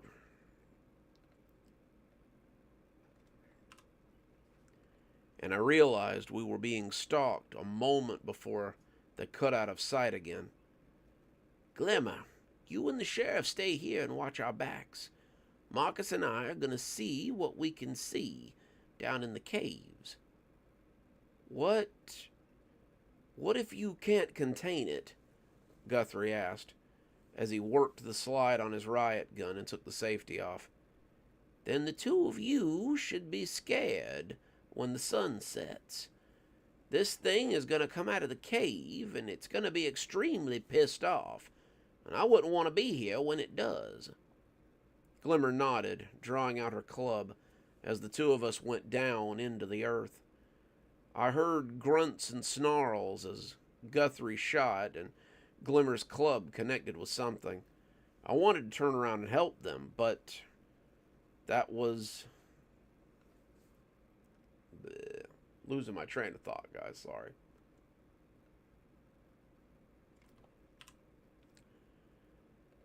I wanted to turn around and help them. That was my fiance, after all, but Grandpa shook his head and told me to come on.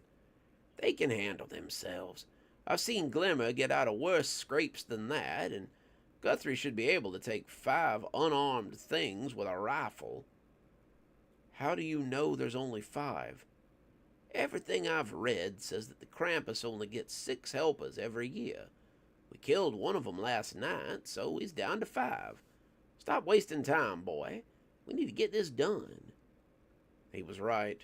It was already pushing 2 o'clock, and the sun was going to start setting in about 3 hours. The floor of the cave was steep, but the two of us managed to navigate it fairly easily. Grandpa lit the end of his staff, a little trick I still had yet to learn, and as we descended into the bowels of the earth, I imagined I could hear something breathing. It was deep and jagged, the breathing of something that does not sleep soundly. I hoped it went on sleeping while we did whatever we needed to do. Otherwise, we might have a fight on our hands. We were attacking this thing at the height of its power, and going toe-to-toe with it didn't sound like a good idea. When we came to the bottom of the ramp, I realized just how right I had been. The Krampus was nearly 8 feet tall, and he was about half as wide. He was leaning up against the wall, his chest rising and falling as he slept. He'd set his basket aside, the huge wicker construct that looked like it would give you splinters if you tried to touch it. Grandpa poked at it with a stick and reported that it was a lot lighter than it looked. I hoped so, because it looked like a couple of steel drums wrapped in ragged limbs from here, and I imagined it was probably pretty full. "Take that to the mouth of the cave, and I'll get started in here," Grandpa said. I picked it up, and sure enough, I got a couple of splinters just by touching it. It wasn't as heavy as I'd believed, but I thought maybe I could hear very low and very distant weeping coming from inside it. Surely there weren't 12 kids stuffed into this thing. It was big, but it looked like you might could fit a handful of toddlers at best in there. The creature was magical, however, so I supposed anything was possible. I took it back to the start of the ramp, and when I turned back, I could see that Grandpa had already begun. He had encircled the Krampus in salt. It wasn't the dainty, fine-grained salt that we used at dinner, either. It was thick clumps, the kind you usually saw in kosher salt, and he had broken open about 3 containers as he coated the floor around the creature. He added nails to the salt piles, for good measure, the thick iron roofing nails that we used to reattach some of the shingles last spring. Once he had created a perimeter, he gave me the thumbs up and told me to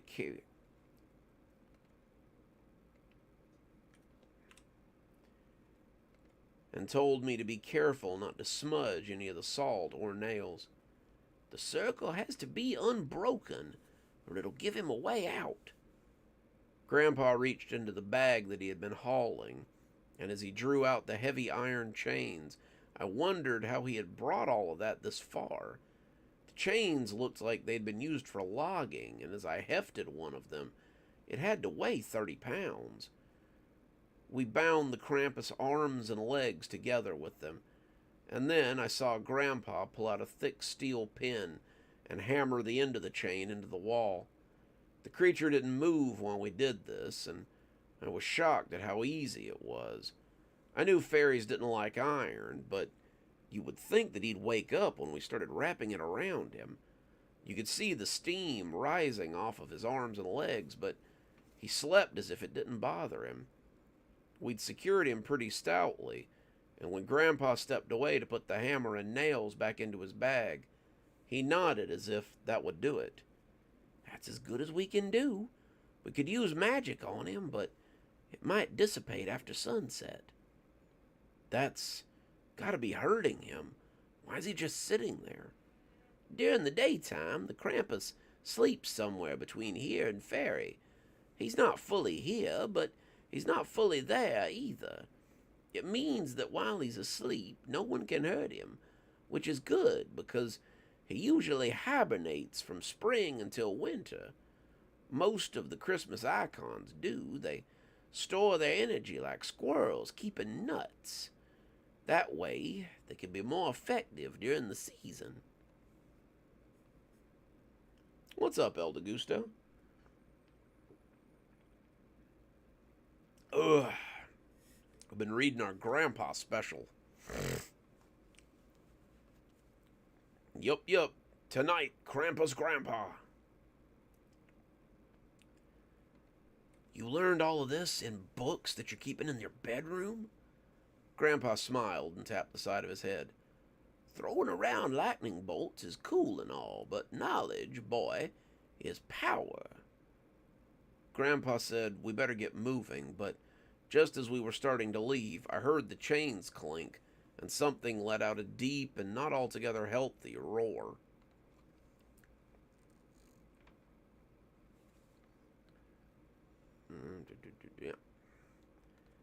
I looked back and guessed that we had been at this a little too long, or sunset had started happening a little bit earlier than expected.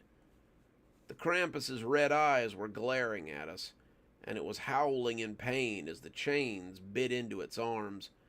It was groaning and thrashing at his bonds, and I looked at Grandpa questioningly, wondering if they would hold. As the first one came ripping through the wall, I didn't think it was going to be all that long before we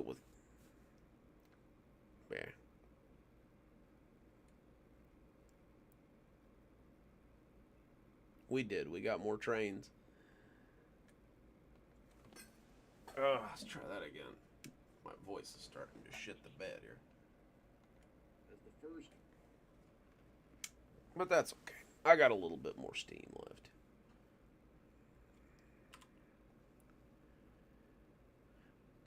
As the first one came ripping out of the wall, I didn't think it was going to be all that long before it was back up to its old tricks again.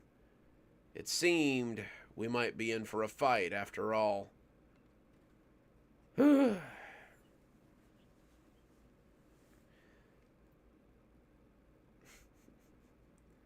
Yeah, I really love it when Grammarly eats my stories. That's great. I love it so much. Okay, so last part, and then it'll be time for so long. Let's see, where did it go?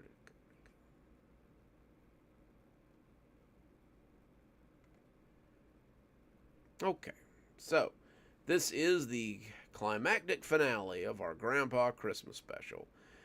Thanks to you guys if you've stuck around for the full almost 4 hours. I really appreciate that. But let's bring it on home. It had one arm dangling a chain already, and as the hissing of steel bit into its flesh, it yanked at its other arm to try and get it free. The hand it had already pulled loose was working at the chain, and I realized that we couldn't have gotten them deep enough to keep it held prisoner. What do we do? Grandpa thought about it, finally coming up with an answer as he pushed the basket into my arms. Get out of here, kid. Take these kids and get out of here. I've got an idea, but it's probably too stupid to work. What are you? But Grandpa shoved at me and told me to go. I ran up the incline, trying to keep the basket from tipping, and that's when I heard the cave began to groan. Whatever Grandpa was doing, the cave didn't seem to approve of it. It was shaking and rumbling, and the whole thing was shedding mass as the ceiling threatened to come down on top of me. I yelled for Grandpa to hurry up, and I was answered by nothing but a series of wet coughs. I got to the top and dropped the basket, running back down as quick as I could as I tried to get the old man out. He was kneeling at the bottom of the cave, rocks already piling up on the Krampus as it tried to struggle free before the whole cave came down on top of it. I scooped Grandpa up under his arms, and the old man was way too light for my liking. He started to protest, telling me that he would be fine, but I didn't believe a word of it.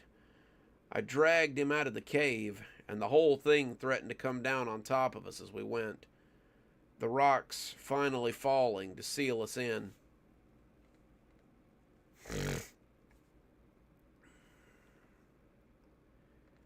I threw up a shield and tried to push them out of the way. I cared... What?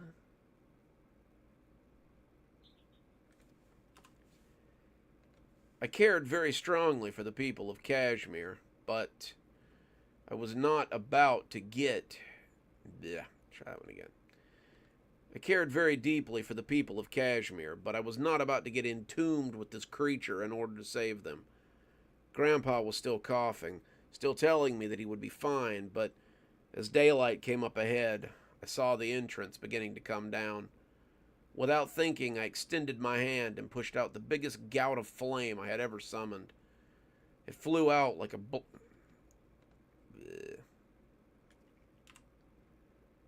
It flew out like a blowtorch, melting the rocks and hopefully not melting any of my friends that had been standing close to it.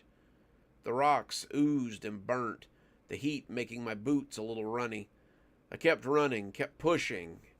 When we finally came into the daylight, I heard the cave give a tremendous groan and collapse in on itself. The ground shook, and we had to go a little further to get out of the sinkhole that we had created. Guthrie had the basket, being smart enough to pick it up when I had thrown it out into the daylight. And the four of us left the clearing as the ground heaved and everything collapsed in on itself. We had run about a quarter of a mile before we all stopped, everyone but Glimmer panting as we doubled over on the ground. Grandpa was still coughing, but there was definitely laughter mixed in with that grating, wet sound. I'd say, he said, before being racked by another cough, that cave-in should be enough to hold him. I think we might have done it, everybody. I think the children might be safe. Speaking of the kids, Guthrie said as he put the basket down, how do we get them out of this? Grandpa shook his head. How do you get anything out of a basket, kid? Just turn it upside down. Guthrie looked confused before taking the basket and flipping it over. Like some kind of magic trick, pajama-clad children started falling out of it. I'd expected over a dozen, but we had closer to 20 before all was said and done. I suppose maybe some of them had been touted up as runaways, but as the last of them came to a stop in the snow, it was closer to 30 than a dozen. They all looked confused and filthy, clinging to Guthrie as if he would save them. I supposed he had saved them. We all had, and Guthrie tried to organize them as he led them back to town. How do I explain to my supervisor where I got all these kids from? Tell them the truth, Grandpa said with a wink. Tell them you trailed your suspect into the woods, found they were keeping the kids, but there was a cave-in somehow, and your suspect is now trapped underground. I don't think anybody is gonna look too hard into it when you come back with a bunch of missing kids. Some people are gonna consider that a win. Don't you consider that a win, Sheriff Guthrie?" Guthrie only shrugged. "I suppose I do. I suppose I do." Good morning, Kashmir. This is the voice of Kashmir, John Marvolo, and it is my great honor to wish all of you a very merry Christmas Day. I'm also proud to report that all of the missing children have been taken back to their families and are hopefully having a very merry Christmas with them this morning.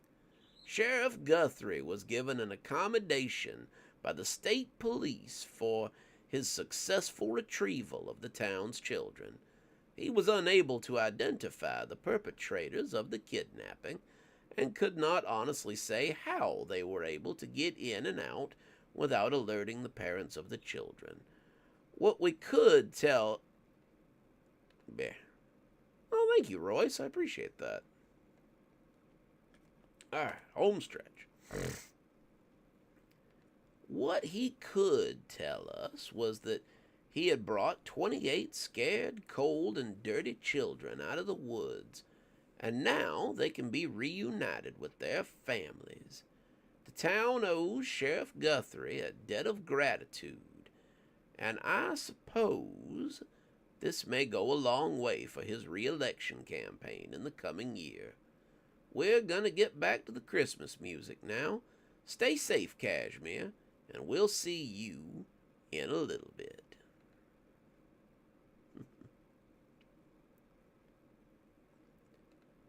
As the music resumed, Grandpa, Glimmer, and myself sat amongst the remains of our Christmas gifts and drank cocoa and enjoyed the warmth of the fire.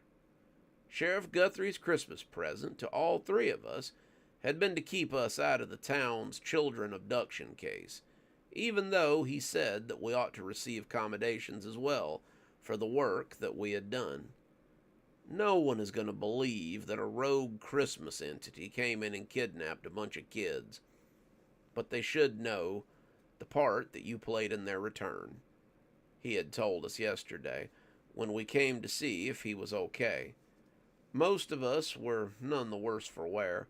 Glimmer had a cut on her cheek and another one on her hip, where a bell snickle had fought back. Guthrie had sustained...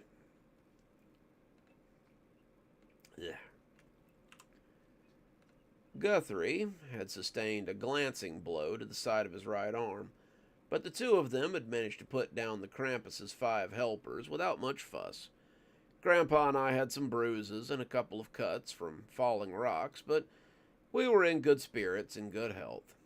Grandpa's cough was still not better, but it was as sporadic as ever, so I took that as a good thing. Sheriff, that is half the reason my grandson and I do what we do. We aren't in it for the glory or the accommodations. It's a service we do for the town and its people, and we're proud to do it. Speak for yourself, I had joked. I think we ought to at least get a consulting fee out of this. The sheriff had laughed, but Grandpa had shook his head at me as he bemoaned the values of youth. Whew.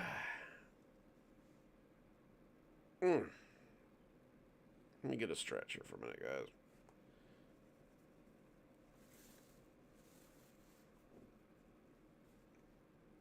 Okay. All in all, it had been an all-right Christmas. We'd exchanged gifts when we came dragging up at 10:30 in the morning, and dinner was preparing itself in the kitchen as our ham baked in the oven and our sides set in the fridge waiting to be rewarmed. Glimmer had decided to stay until Christmas, enjoying some time with me and Grandpa as we toasted our victory over the Krampus. Another year... Oh, that's Grandpa voice. Another year of service to the town, Grandpa said as he lifted his mug. Maybe one of these days I'll write a book about it and let everybody know what really goes on around here. I foresee a book like that going straight to the fiction section, I said. as I raised my own mug and we started to laugh. Another year spent with Grandpa had come and gone, and I couldn't honestly think of a better place to be as I sat beside my fiancée and a man who was both my teacher and my best friend. I hoped for many more years with Grandpa and many more years of peace here in the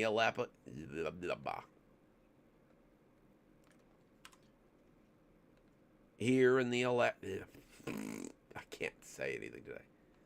Here in the Appalachian countryside.